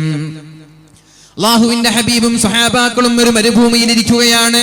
അപ്പോഴാണ് ഒരു പെണ്ണ് വരുന്നത്. സ്വഹാബാക്കളൊക്കെ അവിടെയുണ്ട്. അല്ലാഹുവിന്റെ ഹബീബിന്റെ അടുത്തേക്ക് ഒരു പെണ്ണ് വന്നു. സ്വഹാബാക്കൾ ചോദിച്ചു, നിങ്ങൾ ആരാ? പെണ്ണ് പറഞ്ഞു, ഞാൻ അല്ലാഹുവിന്റെ ഹബീബിന്റെ പെങ്ങളാണ്, മുഹമ്മദ് നബിയുടെ പെങ്ങളാണ്. എങ്ങനെ പെങ്ങളാണ്? അപ്പൊ പറഞ്ഞു, മുലകുടി ബന്ധത്തിലുള്ള, മുലപ്പാല് ബന്ധത്തിലുള്ള പെങ്ങളാണ് ഞാൻ. അല്ലാഹുവിന്റെ ഹബീബ് എന്ത് ചെയ്തുവെന്നറിയോ? ഇതുവരെ കണ്ടിട്ടില്ല, ഇതുവരെ പരിചയമില്ല. അങ്ങനെ ഒരു പെങ്ങളാണെന്ന് വന്നുകൊണ്ട് പറഞ്ഞപ്പോഴേക്കും അവിടെ നിന്ന് എണീക്കുകയും എന്നിട്ട് ആ വൃദ്ധയായ പെണ്ണിനെ ഒരു മരത്തിന്റെ തണലിൽ കൊണ്ടുപോയി ഇരുത്തുകയും എന്നിട്ട് പെണ്ണിന് 100ഓളം ഒട്ടകങ്ങൾ സമ്മാനം നൽകുകയും എന്നിട്ട് പറഞ്ഞു, നിങ്ങൾക്ക് ഇവിടെ മുസ്ലിമായി ഇവിടെ കൂടണോ, അല്ല നിങ്ങൾക്ക് തിരിച്ചു പോകണോ, നിങ്ങളുടെ താല്പര്യം പോലെ ചെയ്തേക്കാം. എന്താണ് നിങ്ങൾക്ക് വേണ്ടത്? ഇവിടെ എന്റെ കൂടെ കുടുംബ ബന്ധം പുലർത്തിക്കൊണ്ട് എന്റെ കൂടെ മുസ്ലിമായി ജീവിക്കണോ, അല്ല നിങ്ങൾക്ക് തിരിച്ചു പോകണോ? പെണ്ണ് പറഞ്ഞ് എനിക്ക് തിരിച്ചു പോകണമെന്ന്. ഉടനെ തന്നെ അല്ലാഹുവിന്റെ ഹബീബ് തന്റെ കയ്യിലുണ്ടായിരുന്ന സമ്മാനങ്ങളും ഒരു 100ഓളം ഒട്ടകങ്ങളും പെണ്ണിന് സമ്മാനം നൽകിയെന്ന് പരിശുദ്ധമായ ഇസ്ലാമിക ചരിത്രത്തിൽ കാണാൻ സാധിക്കും. ഇങ്ങനെയാണ് കുടുംബ ബന്ധം പുലർത്തുന്നത്. തന്റെ ഉപ്പയുടെ ഖബറിടം സന്ദർശിക്കുമായിരുന്നു, തന്റെ ഉമ്മയുടെ ഖബറിടം അല്ലാഹുവിന്റെ ഹബീബ് സന്ദർശിക്കുമായിരുന്നു. മക്കളോട് പെരുമാറിയത് നമ്മൾക്കറിയാമല്ലോ. ഫാത്തിമ ബീവി റളിയല്ലാഹു അൻഹയെ വല്ലാത്ത സ്നേഹമായിരുന്നു അല്ലാഹുവിന്റെ ഹബീബിന്. ഫാത്തിമ ബിളഅത്തും മിന്നി, ഫാത്തിമ എന്റെ കരളിന്റെ കഷ്ണമാണെന്ന് പറഞ്ഞ ആളാണ് മുത്തുനബി. എന്റെ കരളിന്റെ കഷ്ണമാണ് ഫാത്തിമ, എനിക്ക് ഫാത്തിമയെ ഇഷ്ടമാണ്. അതുകൊണ്ട് ഫാത്തിമയെ ആരൊക്കെയാണോ സ്നേഹിക്കുന്നത് അവർ അല്ലാഹുവേ നീ സ്നേഹിക്കണേ എന്ന് അല്ലാഹുവിന്റെ ഹബീബ് ദുആ ചെയ്തിട്ടുണ്ടല്ലോ. സയ്യിദത്തു നിസാഇൽ ജന്ന, സ്വർഗ്ഗലോകത്തിലെ സ്ത്രീകളുടെ നേതാവാണല്ലോ ഫാത്തിമ. ആ ഫാത്തിമയാണല്ലോ അല്ലാഹുവിന്റെ ഹബീബിന്റെ അടുത്തേക്ക് വന്നുകൊണ്ട് പറഞ്ഞത്, യാ റസൂലല്ലാഹ്, അല്ലാഹുവിന്റെ ഹബീബേ എന്റെ പൊന്നുപ്പാ, ജോലി ചെയ്ത് എന്റെ കൈകളൊക്കെ തഴമ്പിച്ചു പോയിരിക്കുകയാണ്. എന്റെ മനോഹരമായ മുഖങ്ങളെല്ലാം കരുവാടിച്ചു പോയിരിക്കുകയാണ്. എന്റെ സൗന്ദര്യം നഷ്ടപ്പെട്ടു പോയിരിക്കുകയാണ്. എന്റെ ശരീരമാകെ തഴമ്പിച്ചു പോയിരിക്കുകയാണ്. ആസുങ്കല്ലുരുട്ട് എനിക്ക് കഴിയുന്നില്ല നബിയെ, എനിക്കൊരു ഖാദിമത്ത് വേണമെന്ന് പറഞ്ഞ് അല്ലാഹുവിന്റെ ഹബീബിന്റെ സന്നിധിയിലേക്ക് ചെന്നപ്പോൾ അല്ലാഹുവിന്റെ ഹബീബ് എന്താ ചെയ്തത്? ഒരു ഖാദിമിനെടുത്ത് കൊടുത്തോ? ഇല്ല. പൊന്നുമോളോട് സ്നേഹമാണ്, ഫാത്തിമയോട് സ്നേഹമാണ്. വഫാത്തിന്റെ സമയത്ത് അല്ലാഹുവിന്റെ ഹബീബ് തന്റെ ഭാര്യമാരും എല്ലാവരും ഒരുമിച്ച് കൂടിയ സന്ദർഭത്തിൽ ഫാത്തിമ ബീവിയെ വിളിച്ചുകൊണ്ട് പറഞ്ഞു, ഫാത്തിമ ഇങ്ങോട്ട് വരണം. ഫാത്തിമയോട് രഹസ്യം പറഞ്ഞു. ഒന്നാമത്തെ രഹസ്യം പറഞ്ഞപ്പോൾ ഫാത്തിമ കരയുകയും രണ്ടാമത്തെ രഹസ്യം പറഞ്ഞപ്പോൾ ഫാത്തിമ ചിരിക്കുകയും ചെയ്തുവല്ലോ. എന്താണ് ആ രഹസ്യം എന്നറിയോ? ഒന്നാമത്തെ രഹസ്യം, ഫാത്തിമ ഇന്ന് ഞാൻ മരിക്കാൻ പോവുകയാണ്. ഫാത്തിമ കരഞ്ഞു പോയി റളിയല്ലാഹു അൻഹാ. രണ്ടാമത്തെ രഹസ്യം എന്താണെന്നറിയോ? എന്റെ മരണശേഷം എന്റെ കുടുംബത്തിൽ നിന്ന് എന്നിലേക്ക് ആദ്യമായി മരിച്ചുകൊണ്ട് കടന്നു വരുന്നത് അത് നീയാണ് ഫാത്തിമ എന്ന് പറഞ്ഞപ്പോഴാണ് ഫാത്തിമ ബീവി ചിരിച്ചത്. ആ ഫാത്തിമയാണ് വരുന്നത്, അല്ലാഹുവിന്റെ ഹബീബിന്റെ അടുത്തേക്ക് വരുന്നത്. യാ റസൂലല്ലാഹ്, എന്റെ ഉപ്പ എന്റെ കൈകൾ ഇതാ തഴമ്പിച്ചിരിക്കുകയാണ്. പൊന്നു സഹോദരിമാരെ, നിങ്ങളോടാണ് ഇത് ഞാൻ പറയുന്നത്. ഭർത്താവിന്റെ കയ്യിൽ കാശില്ലാതെ പ്രയാസപ്പെടുന്ന ബുദ്ധിമുട്ടുന്ന ഭർത്താക്കന്മാരെ എന്തൊക്കെയോ പറഞ്ഞ് വിഷമിപ്പിക്കാൻ പാടില്ല. അത് വേണം, ഇത് വേണം, വസ്ത്രം വേണം, വീട്ടിലേക്കുള്ള വാഷ് മെഷീൻ വേണം, ഫ്രിഡ്ജ് വേണം എന്നൊക്കെ പറഞ്ഞ് കാശില്ലാതെ പ്രയാസപ്പെടുന്ന ഭർത്താക്കന്മാരെ ഓരോ പരാതികൾ പറഞ്ഞ് നിങ്ങൾ ബുദ്ധിമുട്ടിക്കാനോ അവരെ വേദനിപ്പിക്കാനോ പാടില്ല. എന്താണ് അവരുടെ കയ്യിലുള്ളത് അതനുസരിച്ച് ജീവിക്കാനാണ് പരിശുദ്ധ ഇസ്ലാം പഠിപ്പിക്കുന്നത്. അവരെ പ്രയാസപ്പെടുത്താനല്ല, അവരെ ബുദ്ധിമുട്ടിക്കാനല്ല. നിങ്ങളുടെ കയ്യിൽ എന്തെങ്കിലും സ്വർണ്ണാഭരണങ്ങളോ നിങ്ങളുടെ കയ്യിൽ നിങ്ങളുടെ ഉപ്പമാരോ അങ്ങളമാരോ നൽകിയ സമ്പത്തുണ്ടെങ്കിൽ വരെ നിങ്ങളുടെ ഭർത്താക്കന്മാർക്ക് കൊടുക്കാനാണ് പരിശുദ്ധ റസൂലുള്ളാഹി സ്വല്ലല്ലാഹു അലൈഹി വസല്ലം പഠിപ്പിച്ചത്. എന്റെ പൊന്നൊന്നും ഞാൻ തരൂല, അപ്പൊ നിന്റെതൊന്നും സ്വത്തല്ലേ. അങ്ങനെയുണ്ട് ചില പെണ്ണുങ്ങൾ, എന്റെ പൊന്ന് ഞാൻ എടുക്കാൻ വിടൂല. അതല്ല, നിങ്ങളത് രണ്ടുപേരും ഒന്നാണ്. ഭർത്താവിന് നിന്നോട് അവകാശമുണ്ട്, ശരിയാണ്. പക്ഷേ പാവമാണ് ഭർത്താവെങ്കിൽ അങ്ങോട്ടും സഹായിച്ചു കൊടുക്കണം. നബിതങ്ങൾ ഖദീജ ബീവിയെ കല്യാണം കഴിക്കുമ്പോ എന്താണ് നബിതങ്ങളുടെ കയ്യിലുള്ളത്? ഒന്നുമില്ലാത്ത നബിതങ്ങളെ ആരാണ് സംരക്ഷിച്ചത്? തന്റെ ഭാര്യയായ ഖദീജ ബീവി റളിയല്ലാഹു അൻഹാ. ഒരുപാട് സമ്പത്ത് ദീനിന് വേണ്ടി ചെലവഴിച്ചു. അപ്പോഴാണ് അവിടെയുള്ള മുശ്രിക്കീങ്ങൾ പരിഹസിക്കാൻ തുടങ്ങിയത്. എന്താണ് ഭർത്താവിന്റെ കയ്യിലുള്ള, മുഹമ്മദിന്റെ കയ്യിലുള്ളത് ഒന്നുമില്ലല്ലോ എന്ന് പറഞ്ഞ് പരിഹസിച്ചപ്പോഴാണ് ഖദീജ ബീവി തന്റെ കയ്യിലുണ്ടായിരുന്ന സകലമാന സ്വത്തുകളും ഇതെന്റെ ഭർത്താവിനുള്ളതാണ്, ഇതെനിക്കല്ല, ഇതെന്റെ ഭർത്താവിനുള്ളതാണെന്ന് പറഞ്ഞ് എഴുതി കൊടുത്തത്. ഇതിനി മുതൽ എന്റെ ഭർത്താവിൻ്റെതാണ്. ഹബീബ് പറഞ്ഞുവല്ലോ, എനിക്ക് ഇഷ്ടപ്പെട്ട ഭാര്യ എന്റെ ഖദീജയാണ്. എന്തേന്നറിയോ? എന്നെ ആദ്യമായി എന്നെ കൊണ്ട് വിശ്വസിച്ചത് എന്റെ ഖദീജയാ. എനിക്ക് പ്രയാസമുണ്ടാകുമ്പോൾ എനിക്ക് താങ്ങും തണലുമായി നിന്നത് ഖദീജയാണ്. എനിക്ക് മക്കളെ തന്നത് ഖദീജയാണ്. ഖദീജയുടെ സമ്പത്ത് ഉപകരിച്ചതുപോലെ വേറെ ഒരാളുടെയും സമ്പത്ത് എനിക്ക് ഉപകരിച്ചിട്ടില്ല എന്ന് പരിശുദ്ധ റസൂലുള്ളാഹ്. ഉറക്കം പിടിച്ചാൽ നിങ്ങൾക്ക്? എനിക്ക് ഉറക്കം പിടിക്കാൻ പോവാണ്. ഒന്ന് ഉഷാറാവല്ല, ഒന്ന് എണീറ്റിക്കല്ലേ, കുറച്ച് സമയം ഇൻഷാ അല്ലാഹ് ഒന്ന് എണീറ്റിരിക്ക്. സല്ലു അലാ സയ്യിദിനാ മുഹമ്മദ്. ഒരു 3 സ്വലാത്ത് ചൊല്ലി. ഓപ്പറേറ്ററുകൾ പോയായില്ലേ? ഉണ്ടാ അന്ന് ഇവിടെ ഒരു ചെറിയ ഹൈപ്പിച്ചെടുക്കാതെ സംസാരിക്കാൻ ഒരു മുഴക്കം കിട്ടുന്ന പോലെ ഒന്ന് കൂട്ട്. ഒരു ഹൈപ്പിച്ചെടുക്കേണ്ടി വരുന്നുണ്ട്. അങ്ങനെ ചെയ്താൽ സലാത്ത് ചൊല്ലി ഇങ്ങനെ ക്ഷീണിച്ച പോലെ ഒന്ന് ഉറക്കെ ചൊല്ലെല്ലാരും. സല്ലല്ലാഹു അലാ മുഹമ്മദ്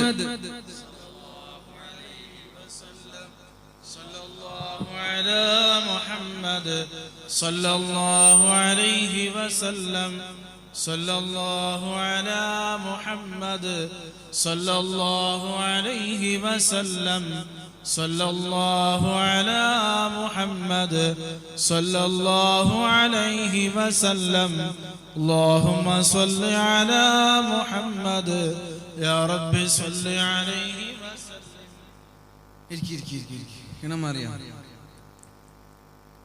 ഇതൊന്ന് കാലായി 10:30 നിർത്തലാണ്. നല്ല സ്ഥലത്ത് ഇവിടെ വൈകിപ്പിക്കില്ല.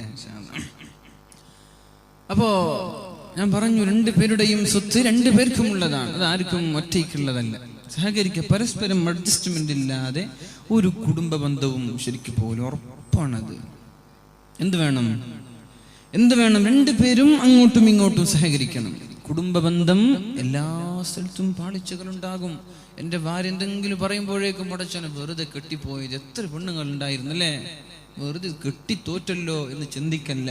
അല്ലാഹുവിന്റെ ഹബീബ് ഭാര്യമാരിൽ നിന്ന് ഇതിനേക്കാളും വലിയ പ്രയാസങ്ങൾ നേരിട്ടിട്ടുണ്ട്. അത് നമ്മൾ മനസ്സിലാക്കണം. നബിത്തങ്ങൾ പോലും ഭാര്യമാരെ കൺട്രോൾ ചെയ്യാൻ പറ്റിയിട്ടില്ല. അവരുടെ ജീവിതം സന്തുഷ്ടമായിരുന്നു. എന്നാലും ഭാര്യമാർ കുഴപ്പങ്ങൾ ഉണ്ടാക്കിയിട്ടുണ്ട് ഒരുപാട് തവണ, കുറച്ചൊന്നല്ല. ആയിഷ ബീവി കുഴപ്പങ്ങൾ ഉണ്ടാക്കിയിട്ടുണ്ട്. എല്ലാ ഭാര്യമാരും കുഴപ്പങ്ങൾ ഉണ്ടാക്കിയിട്ടുണ്ട്. കുഴപ്പമുണ്ടാക്കുമ്പോൾ എന്ത് കരുതാ, എന്നെക്കാളൊക്കെ എത്രയോ വലിയ ആളാണ് അല്ലാഹുവിന്റെ റസൂൽ സല്ലല്ലാഹു അലൈഹി വസല്ലം. ആ നബിക്ക് പോലും പ്രയാസം സഹിച്ചെങ്കിൽ ഞാൻ സഹിക്കണ്ടേ? അങ്ങനെ സഹിക്കുക. അല്ലാഹുവിന്റെ ഹബീബ് പറഞ്ഞ ആ ഹദീസ് ഞാൻ പറഞ്ഞല്ലോ, അക്രിമുൻ നിസാ, നിങ്ങൾ നിങ്ങളുടെ ഭാര്യമാരെ ബഹുമാനിക്കണം. ഫവല്ലാഹി മാ അക്രമഹുന്ന ഇല്ലാ കരീം. ഭാര്യമാരെ ബഹുമാനിക്കുന്നത് മാന്യന്മാരാണ്. വമാ അഹാനഹുന്ന ഇല്ലാ ലഈം. ഭാര്യമാരെ വിഷമിപ്പിക്കുന്നത്, അടിക്കുന്നത്, അവരെ കുറ്റം പറയുന്നത്, അവരെ ചീത്ത പറയുന്നത്, അവരെ തെറി പറയുന്നത്, അവരെ ആട്ടിയോടിക്കുന്നത്, അവരെ ഡിവേഴ്സ് ചെയ്യുന്നത് വരെ ആരാണ്? നീചന്മാരാണ്. ഭാര്യമാരെ കുറ്റം പറഞ്ഞു നടക്കുക അല്ലേ? അങ്ങനെയില്ലേ?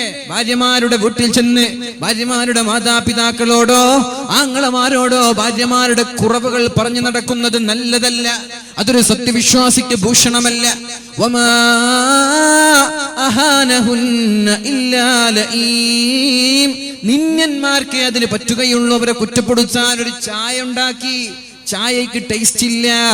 എങ്ങനെയാണ് പൊന്നു സഹോദരാ ആ ചായക്ക് ടേസ്റ്റ് ഇല്ലാത്തതിന്റെ പേരിൽ ഭാര്യയെ കുറ്റപ്പെടുത്താൻ പറ്റുന്നത്? വസ്ത്രം മലക്കി തന്നു, വസ്ത്രത്തിന്റെ ചളിയൊന്ന് പോയിട്ടില്ല, എവിടെയോ എന്തോ ഒരു ചളി ബാക്കി നിൽക്കുന്നുണ്ട്. അതിന്റെ പേരിൽ ഭാര്യയെ അടിക്കുവാനും ഭാര്യയെ കുറ്റപ്പെടുത്തുവാനും ആരാണ് സമ്മതം തന്നത്? ഞാൻ ചോദിക്കട്ടെ, ഭാര്യമാർ ഇസ്തിരി ചെയ്ത് അയൺ ചെയ്തു തന്നു, എവിടെയോ ഒരു ചുരുളൊന്നും നീങ്ങാത്തതിന്റെ പേരിൽ, എവിടെയോ ഒന്ന് ഭംഗിയാവാത്തതിന്റെ പേരിൽ ഭാര്യയോട് കയർത്ത് സംസാരിക്കാൻ ആരാണ് പൊന്നു സഹോദര നമ്മൾക്ക് സമ്മതം തന്നത്? ആ അയൺ ചെയ്ത് തരുന്നത് വരെ അവരുടെ ഔദാര്യമല്ലേ അത്? അവർക്ക് അവകാശമില്ലല്ലോ. അലക്കി തരുന്നത് വരെ അവർ ഞങ്ങൾക്ക് ചെയ്യുന്ന ഔദാര്യമല്ലേ? പിന്നെ എങ്ങനെയാണ് നമ്മൾ ദേഷ്യപ്പെടുന്നത്? അവർക്കൊരു ചായ വെച്ച് കൊടുക്കാൻ ഇത്രയും കാലം കൊണ്ട് നമ്മളെ കൊണ്ട് പറ്റിയിട്ടുണ്ടോ? അള്ളാഹുവിന്റെ ഹബീബ് ചായ വെച്ച് കൊടുത്തിട്ടില്ലേ? ചായ മീൻസ് അവർക്ക് കുക്ക് ചെയ്ത് കൊടുത്തിട്ടില്ലേ? ആവശ്യമുള്ളത് ഉണ്ടാക്കി കൊടുത്തിട്ടില്ലേ അള്ളാഹുവിന്റെ ഹബീബ്? ആ ചെറിയ വീട്ടിൽ അള്ളാഹുവിന്റെ ഹബീബ് വീടടിച്ച് വാരി കൊടുത്തിട്ടില്ലേ? അലക്കി കൊടുത്തിട്ടില്ലേ? ചെരുപ്പ് തേച്ച് കൊടുത്തിട്ടില്ലേ? ചെരുപ്പ് കഴുകി കൊടുത്തിട്ടില്ലേ? വസ്ത്രം തുന്നി കൊടുത്തിട്ടില്ലേ അള്ളാഹുവിന്റെ ഹബീബ്? അള്ളാഹുവിന്റെ ഹബീബിനെക്കാളും ഉന്നതരാണോ നമ്മൾ? നമ്മളും ചെയ്തു കൊടുക്കണ്ടേ അതൊക്കെ? ഒന്നും ചെയ്തു കൊടുക്കാതെ തിരിച്ചിങ്ങോട്ട് എല്ലാം കിട്ടണമെന്ന് പറയുന്നത് ഒരിക്കലും ശരിയല്ല, ഒരിക്കലും ഭൂഷണമല്ലത്. അതുകൊണ്ട് നമ്മളാൽ കഴിയുന്ന സഹായങ്ങൾ, ഒന്ന് കുക്ക് ചെയ്യുമ്പോൾ അവരുടെ കൂടെ ചെന്നുകൊണ്ട് സഹായിക്കണോ എന്നൊരു ചോദ്യം, അടിക്കുമ്പോൾ ഒന്ന് ചെന്നുകൊണ്ട് ചോദിക്കുക, ഞാൻ കൂടെ കൂടണോ, അടിച്ചു തരണോ എന്ന്. വീട് കഴുകി വൃത്തിയാക്കുകയാണ്, തുടച്ച് വൃത്തിയാക്കുകയാണ്, അപ്പോഴും ചോദിക്കുക, ഞാനൊന്ന് ഹെൽപ്പ് ചെയ്യണോ എന്ന് ചോദിച്ചാൽ മതി. അവരുടെ വയറ് നിറയും ഒരു ചുരിദാർ വാങ്ങിച്ചു കൊടുത്തതിനേക്കാളും സന്തോഷം നിങ്ങളുടെ ആ ചോദ്യം കൊണ്ട് നിങ്ങളുടെ ഭാര്യമാർക്ക് കിട്ടും ഇൻഷാ അല്ലാഹ്. അതുകൊണ്ട് എന്ത് ചെയ്യണം?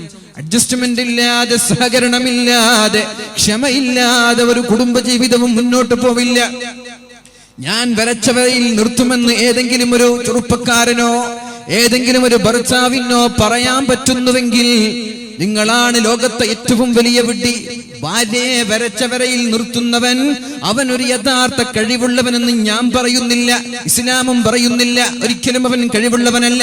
ഭാര്യയെ വരച്ച വരയിൽ നിർത്താനല്ല പരിശുദ്ധ ഇസ്ലാം നമ്മോട് പഠിപ്പിക്കുന്നത്. എന്താണ് ഇസ്ലാം പഠിപ്പിച്ചത്? ഭാര്യമാരോട് ഫസ്തൗസൂ ബിന്നിസാഇ ഖൈറാ, ഭാര്യയോട് നന്നായി പെരുമാറണം. അവളെ വരച്ചവരയിൽ നിർത്തല്ല.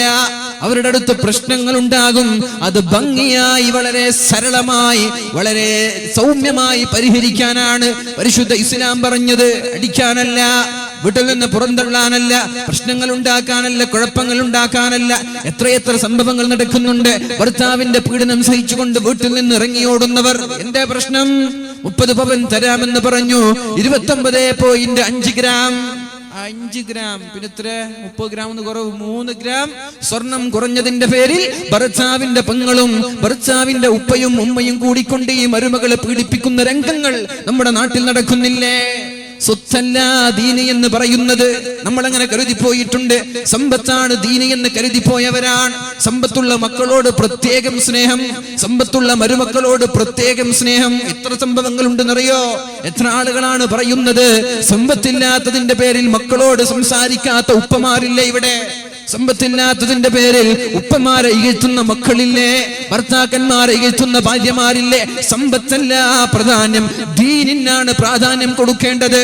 ദീനാണ് ഖൈർ, ദീനാണ് വലുത്. സമ്പത്തിനൊരു വിലയുമില്ല എന്ന് ഭാര്യയും ഭർത്താവും കുടുംബങ്ങളും മാതാപിതാക്കളും മനസ്സിലാക്കാത്ത കാലം നമ്മുടെ കുടുംബത്തിൽ ഒരിക്കലും ബറക്കത്തുണ്ടാവാൻ പോകുന്നില്ല. ആ സമ്പത്തിന് കൊടുക്കുന്ന പ്രാധാന്യം നമ്മൾ ഒഴിവാക്കിയേ പറ്റൂ. അതൊക്കെ വരും പോവുമെന്ന ചിന്ത മതി. അള്ളാഹു തൗഫീഖ് ചെയ്യട്ടെ.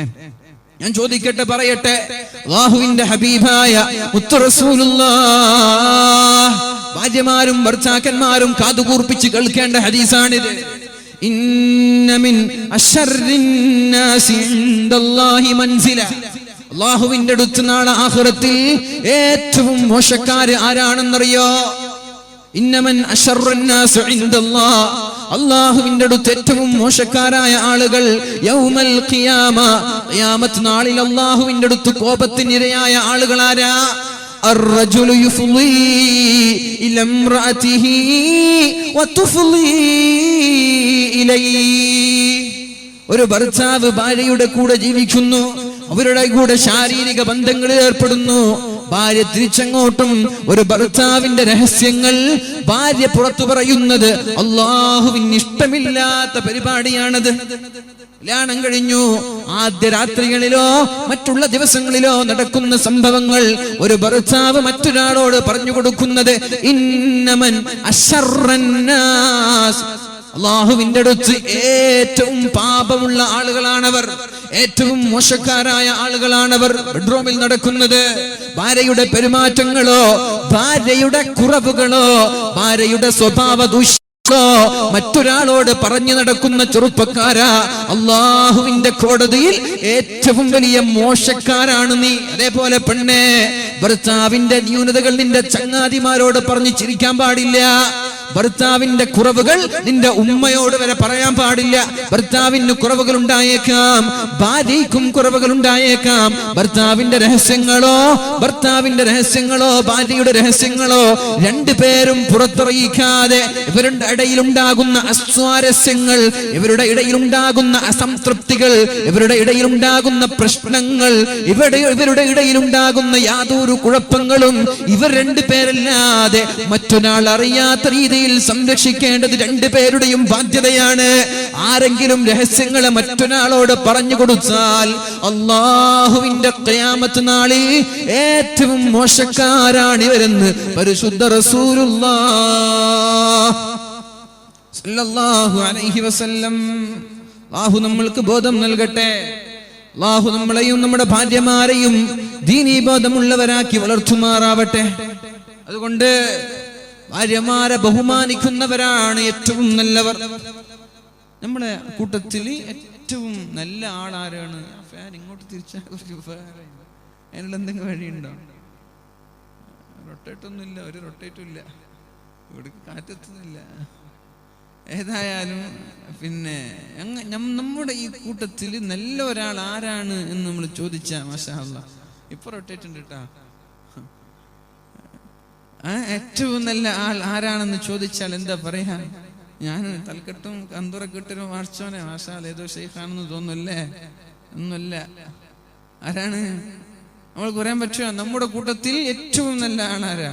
പള്ളി പ്രസിഡന്റോ, പള്ളിയുടെ ഖത്തീബോ, അല്ല വേറെ പറയുന്ന ഞാനോ? ആരുമില്ല. അതെങ്ങനെ തീരുമാനിക്കുക? അത് നമ്മുടെ ഭാര്യമാരോട് ചോദിക്കണം. ഭാര്യമാര് പറയാണ്, എന്റെ ഭർത്താവ് മാഷാ നല്ല ഭർത്താവാണ്, എന്നെ ഒരു കുറവ് എനിക്ക് പറയാനില്ല എന്ന് ആരെക്കുറിച്ച് ഏത് ഭാര്യ പറയുന്നത്, അയാൾക്കാണ് നമ്മൾ ഏറ്റവും നല്ല മാതൃക യോഗ്യനായ ചെറുപ്പക്കാരൻ എന്ന അവാർഡ് കൊടുക്കേണ്ടത്. മഞ്ജു വാര്യർക്ക് ഒരു അവാർഡ് കൊടുത്തിട്ട് നിങ്ങൾ കണ്ടോന്നറിയില്ല. കണ്ടോ? നിങ്ങൾ വായിച്ചോ? മാതൃകാ യോഗ്യയായ വനിത എന്ന് പറഞ്ഞൊരു അവാർഡ് നമ്മുടെ മഞ്ജു വാര്യർ കൊടുത്തിട്ടുണ്ട്. ഇപ്പൊ എന്താ അവള് ചെയ്തെന്ന് നിങ്ങൾക്ക് അറിയോ? സ്വന്തം ഭർത്താവിനെ ഡിവേഴ്സ് ചെയ്തു. കല്യാണം കഴിക്കാൻ പ്രായമുള്ള ഒരു പെൺകുട്ടി ഉണ്ട് അവൾക്ക്. ആ പെൺകുട്ടിയെയും ഭർത്താവിനെയും ഒഴിവാക്കി ഒരു 17 വർഷക്കാലത്തിന് ശേഷം സിനിമയിലേക്ക് തിരിച്ചു വന്നു. എന്ന് കൊടുത്ത അവാർഡ് എന്താ? മാതൃകാ യോഗ്യ എന്ന ഒരു അവാർഡ് കൊടുത്തു. അപ്പൊ നമ്മുടെ മക്കളൊക്കെ ആരെയും ഇപ്പൊ മാതൃകയാക്കാം? മഞ്ജു വാര്യരാണ്. അതൊന്നല്ല മാതൃകാ യോഗ്യ അല്ലെങ്കിൽ യോഗ്യൻ എന്ന അവാർഡ് കൊടുക്കേണ്ടത്. ആർക്കാണ്? അല്ലാഹുവിന്റെ ഹബീബ് പറയുന്നു, ഖൈറുക്കും ഖൈറുക്കും ലിഅഹ്ലിഹി, നിങ്ങളിൽ ഏറ്റവും നല്ലവൻ ആരാണ്? നിങ്ങളുടെ ഭാര്യമാരോട് നന്നായി പെരുമാറുന്നവൻ. ഭാര്യമാരോട് നന്നായി പെരുമാറുന്നവനാണ് ഏറ്റവും നല്ലവൻ. പുറത്ത് സംഘടനാ പ്രവർത്തനങ്ങൾ ചെയ്യുന്നവരുണ്ട്, സാമൂഹിക രാഷ്ട്രീയ പ്രവർത്തനങ്ങളിൽ അതിന്റെ നഭോമണ്ഡലങ്ങളിൽ പ്രവർത്തിക്കുന്നവരുണ്ട്, അതിന്റെ നേതാക്കന്മാരുണ്ട്. എന്നാൽ ഇവരൊന്നും നല്ലവരാണെന്ന് പറയണമെങ്കിൽ ഭാര്യമാര് സമ്മതിക്കണം, എന്റെ ഭർത്താവ് നമ്പർ 1 ആണെന്ന്, എന്റെ ഭർത്താവിന്റെ ഒരു കുറവില്ലെന്ന്. മഹദിയായ ഉമ്മു സലമ ബീവി റളിയല്ലാഹു അൻഹ ചോദിച്ചൊരു ചോദ്യമുണ്ട്. യാ റസൂലല്ലാഹ്, നബിയെ ഞാനൊന്ന് ചോദിക്കട്ടെ, നാളെ ആഖിറത്തിൽ 2 or 3 ഭർത്താക്കന്മാരുള്ള ഒരു പെണ്ണിന് ആരെയാണ് ഭർത്താവായി ലഭിക്കുക? നാളെ സ്വർഗത്തിലേക്കും ഇതേ ഭാര്യമാരുടെ കൂടെയാണ് നമ്മൾ പോവേണ്ടത്. അല്ലാഹു തൗഫീഖ് ചെയ്യട്ടെ, അല്ലാഹു തൗഫീഖ് ചെയ്യട്ടെ. കല്യാണം കഴിഞ്ഞ് ഇതേ ഭാര്യമാരുടെ കൂടെ വിഷമുണ്ടാക്കിയെങ്കിലും കുറച്ചാണ് ദുനിയാവിൽ എന്നെ സഹിക്കാൻ പറ്റുന്നില്ല.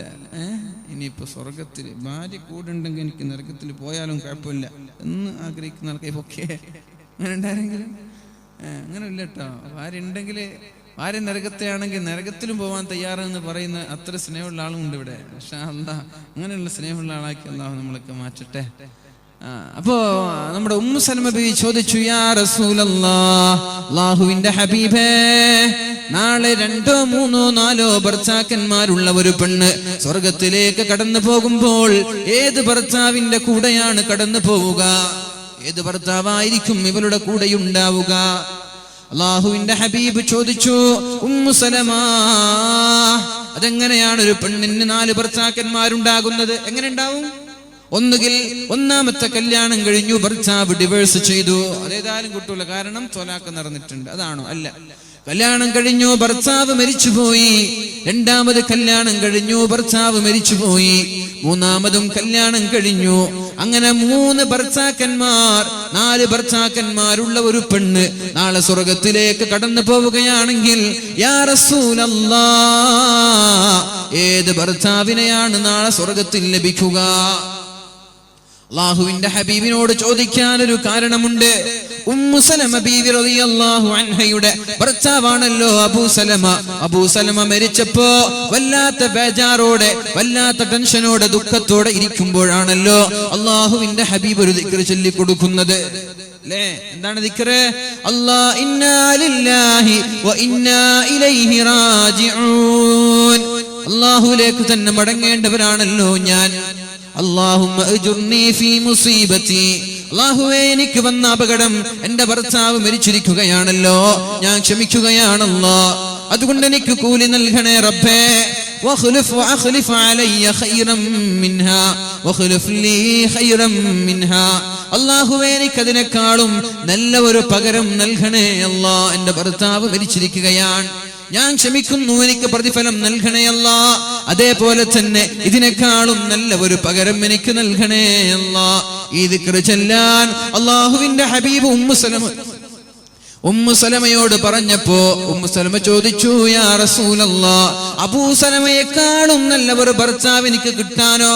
എന്ത് നല്ല ഭർത്താവായിരുന്നു അബൂ സലമ. ഏതായാലും ഹബീബ് പറഞ്ഞതല്ലേ, ഞാൻ അങ്ങോട്ട് ചെല്ലുക തന്നെ. ചെല്ലാൻ തുടങ്ങി. ഇന്നാ ലില്ലാഹി വ ഇന്നാ ഇലൈഹി റാജിഊൻ. അപകടങ്ങൾ ഉണ്ടാകുമ്പോ, ദുഃഖങ്ങൾ ഉണ്ടാകുമ്പോ, പ്രശ്നങ്ങൾ ഉണ്ടാകുമ്പോ ഈ ദിക്ർ പതിവാക്കണമെന്ന് പരിശുദ്ധ റസൂലുള്ളാഹ്. ഭർത്താവ് മരിച്ചുപോയവർക്ക് ചെല്ലാം, ഭാര്യ മരിച്ചുപോയവർക്ക് ചെല്ലാം, ബിസിനസ് ഡള്ളായി പോയാൽ ചെല്ലാം, ജോലി നഷ്ടപ്പെട്ടാൽ ചെല്ലാം, എക്സാമിൽ തോറ്റുപോയാലും ചെല്ലാം, രോഗങ്ങൾ വന്നാലും ചെല്ലാം, മക്കൾ മരിച്ചുപോയാലും ചെല്ലാം, ഏത് അപകടങ്ങൾ വന്നാലും ചെല്ലാനുള്ള ഒരു ദിക്ർ പരിശുദ്ധ റസൂലുള്ളാഹി പഠിപ്പിച്ചു തരികയാണ് സല്ലല്ലാഹു അലൈഹി വസല്ലം. എന്താ ദിക്ർ? ഇന്നാ ലില്ലാഹി വ ഇന്നാ ഇലൈഹി റാജിഊൻ. اللهم اجرني في مصيبتي واخلف علي خيرا منها. അല്ലാഹുവേ, എനിക്ക് എന്റെ ഈ മുസീബത്ത്, ഈ വന്നുപെട്ട ആപത്ത് ഞാൻ ക്ഷമിക്കുന്നു, അത് കാരണം എനിക്ക് നീ കൂലി തരണം അല്ലാഹ്. വഖ്ലുഫ അലയ്യ ഖൈറൻ മിൻഹാ. ഇതിനേക്കാളും നല്ല ഒരു പകരം എനിക്ക് നൽകണേ അല്ലാഹ്. ഇത് ചെല്ലാൻ തുടങ്ങി. മഹദിയായ ഉമ്മു സലമ റളിയല്ലാഹു അൻഹാ ചെല്ലാൻ തുടങ്ങി. ദിവസങ്ങളെ ആയിട്ടുള്ളൂ.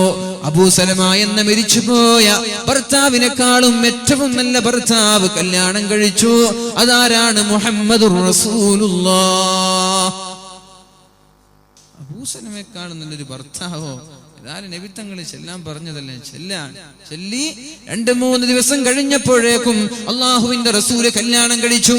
ആ നബിയോടാണ് ചോദിക്കുന്നത്, യാ റസൂലല്ലാഹ്, നബിയേ, എനിക്ക് അബൂ സലമയുണ്ട് ഭർത്താവ്, അങ്ങും ഭർത്താവാണല്ലോ, വേറെ കല്യാണം കഴിച്ചിട്ടുണ്ടോ എന്നും അറിയില്ല നബി തങ്ങളുടെ കല്യാണത്തിന് മുമ്പ്.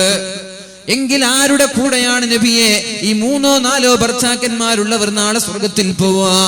അപ്പോഴാണ് റസൂലുള്ളാഹി സ്വല്ലല്ലാഹു അലൈഹി വസല്ലം പറഞ്ഞത്, ഉമ്മു സലമ, നിന്നോട് ആരാണ് ഏറ്റവും നന്നായി പെരുമാറിയത്?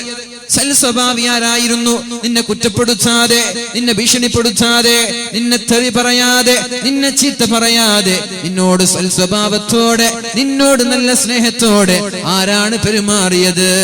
ആ ഭർത്താക്കന്മാരിൽ നിന്ന് നിന്നോട് സെലക്ട് ചെയ്യാൻ പറയും.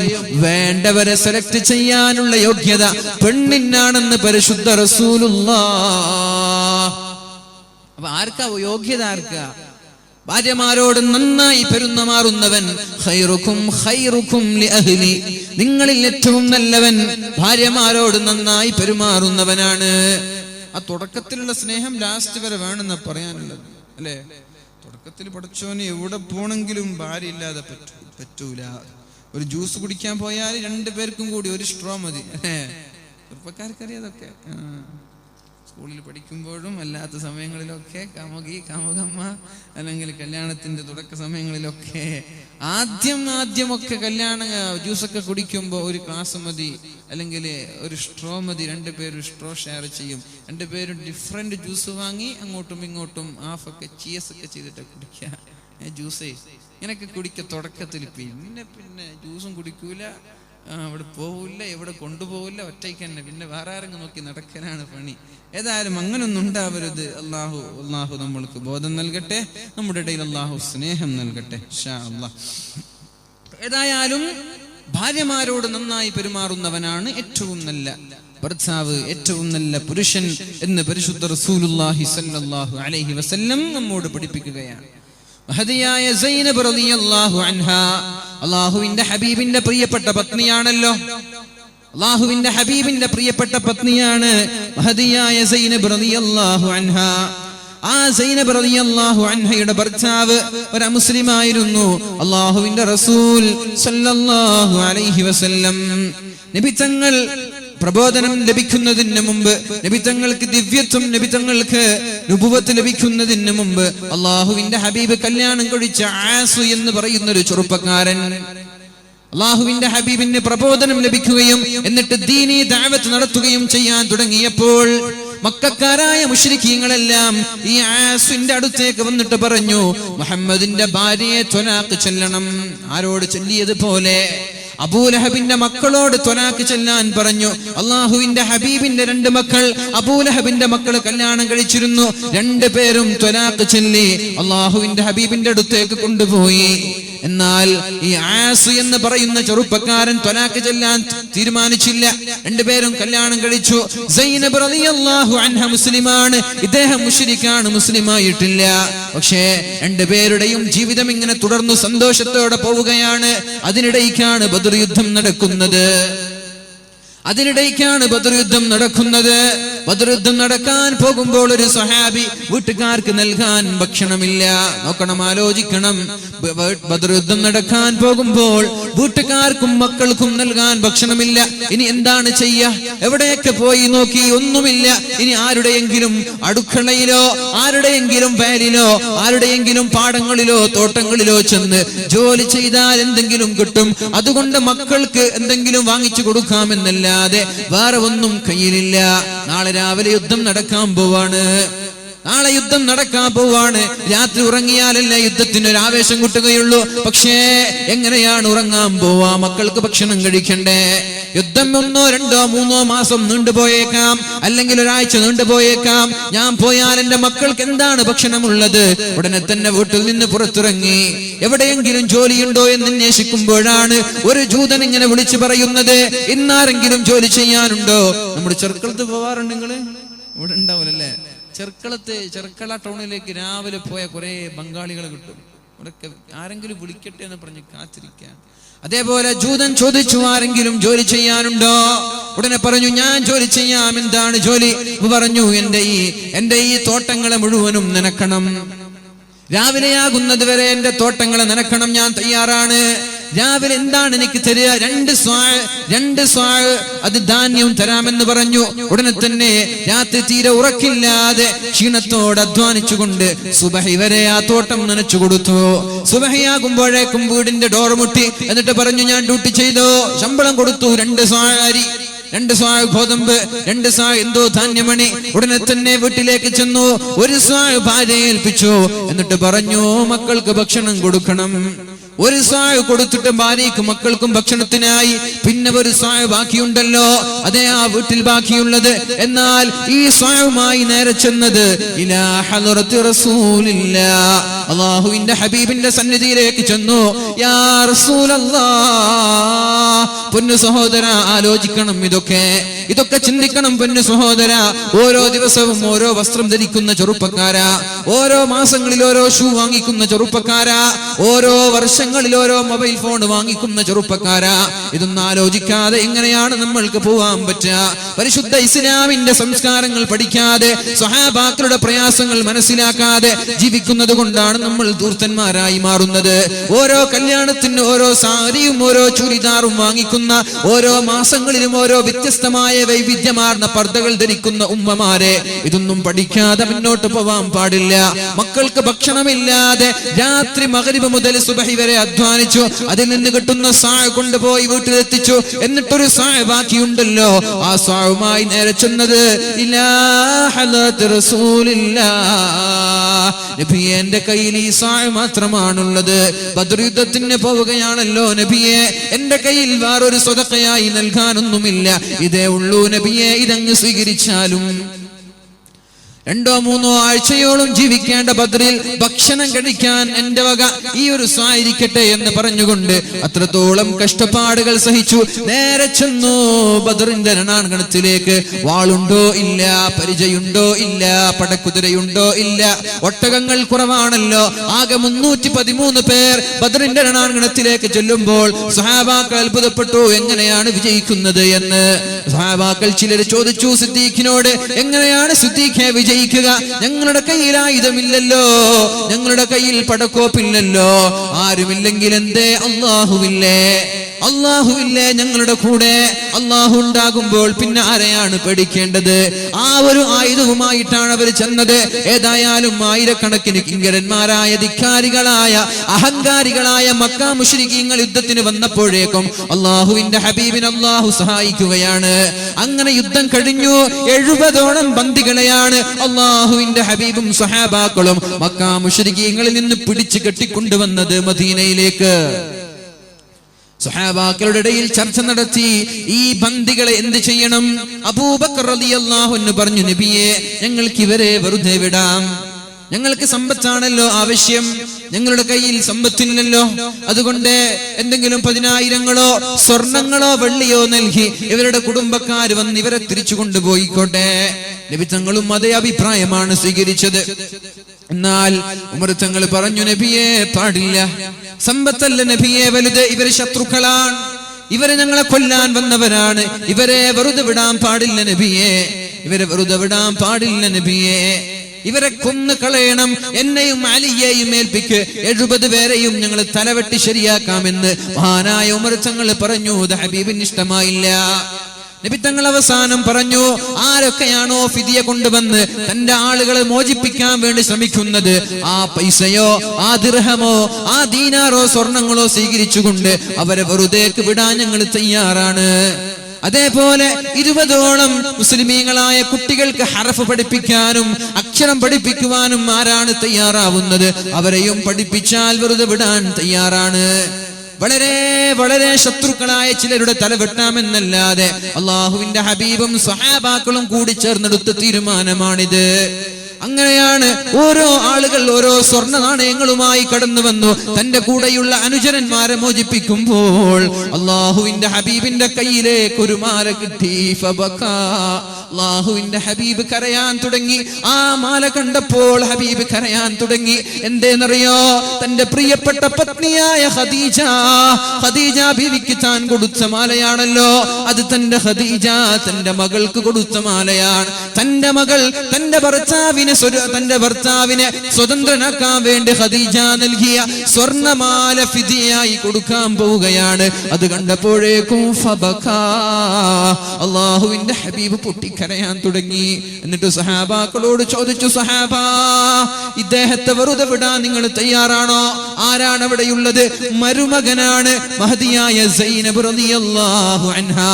സൈനബ് റളിയല്ലാഹു അൻഹാ മുശ്രിക്കായ മുസ്ലിമല്ല, മുശ്രിക്കാണ്. അമുസ്ലിമായ തന്റെ ഭർത്താവിനെ സഹായിക്കാൻ തന്റെ കയ്യിലുള്ള തന്റെ ഉമ്മ ഏൽപ്പിച്ച നബി തങ്ങളുടെ പ്രിയപ്പെട്ട പത്നിയായ ഖദീജ ബീവി ഏൽപ്പിച്ച ആ ഒരു സ്വർണമാല ഫിദിയയായി നൽകുകയാണ്. അങ്ങനെ തന്റെ ഭർത്താവിനെ മോചിപ്പിച്ച ചരിത്രം ഇസ്ലാം പഠിപ്പിക്കുമ്പോ, പൊന്നു സഹോദരിമാരെ, നിങ്ങളുടെ കയ്യിൽ എന്തെങ്കിലും സാമ്പത്തികമായ നിലവാരമുണ്ടെങ്കിൽ അത് സഹായിക്കണമെന്ന് മാത്രമല്ല, അതിന്റെ പേരിൽ നിങ്ങൾ അഹങ്കരിക്കാൻ പാടില്ല, അതിന്റെ പേരിൽ ഗുണമെടുത്തു പറയാൻ പാടില്ല, അതിന്റെ പേരിൽ ഭർത്താവിനെ നിങ്ങൾ ബുദ്ധിമുട്ടിക്കാനോ എന്നിട്ട് കാലാകാലം അത് പറഞ്ഞു നടക്കാനോ പാടില്ല. ഭർത്താക്കന്മാരെ സഹായിക്കുന്ന ദീനീബോധമുള്ള ഭാര്യമാരായി നമ്മളൊക്കെ വളരുക. അള്ളാഹു നമ്മൾക്ക് തൗഫീഖ് നൽകുമാറാവട്ടെ. ഒരുപാട് കടമകളുണ്ട്. ഭർത്താവിന്റെ മുമ്പിലല്ലാതെ ഒരു പെണ്ണ് സൗന്ദര്യം പ്രകടിപ്പിക്കാൻ പാടില്ലെന്ന് പരിശുദ്ധ ഇസ്ലാം പഠിപ്പിച്ചത് വെറുതെയാണോ? പെണ്ണേ, നിനക്ക് നിന്റെ ഭർത്താവിനോടുള്ള ബാധ്യതകൾ, നിന്റെ സൗന്ദര്യം നീ പ്രകടമാക്കേണ്ടത് നിന്റെ ഭർത്താവിന്റെ മുമ്പിലാണ്, വേറെ ആരുടെ മുമ്പിലുമല്ല.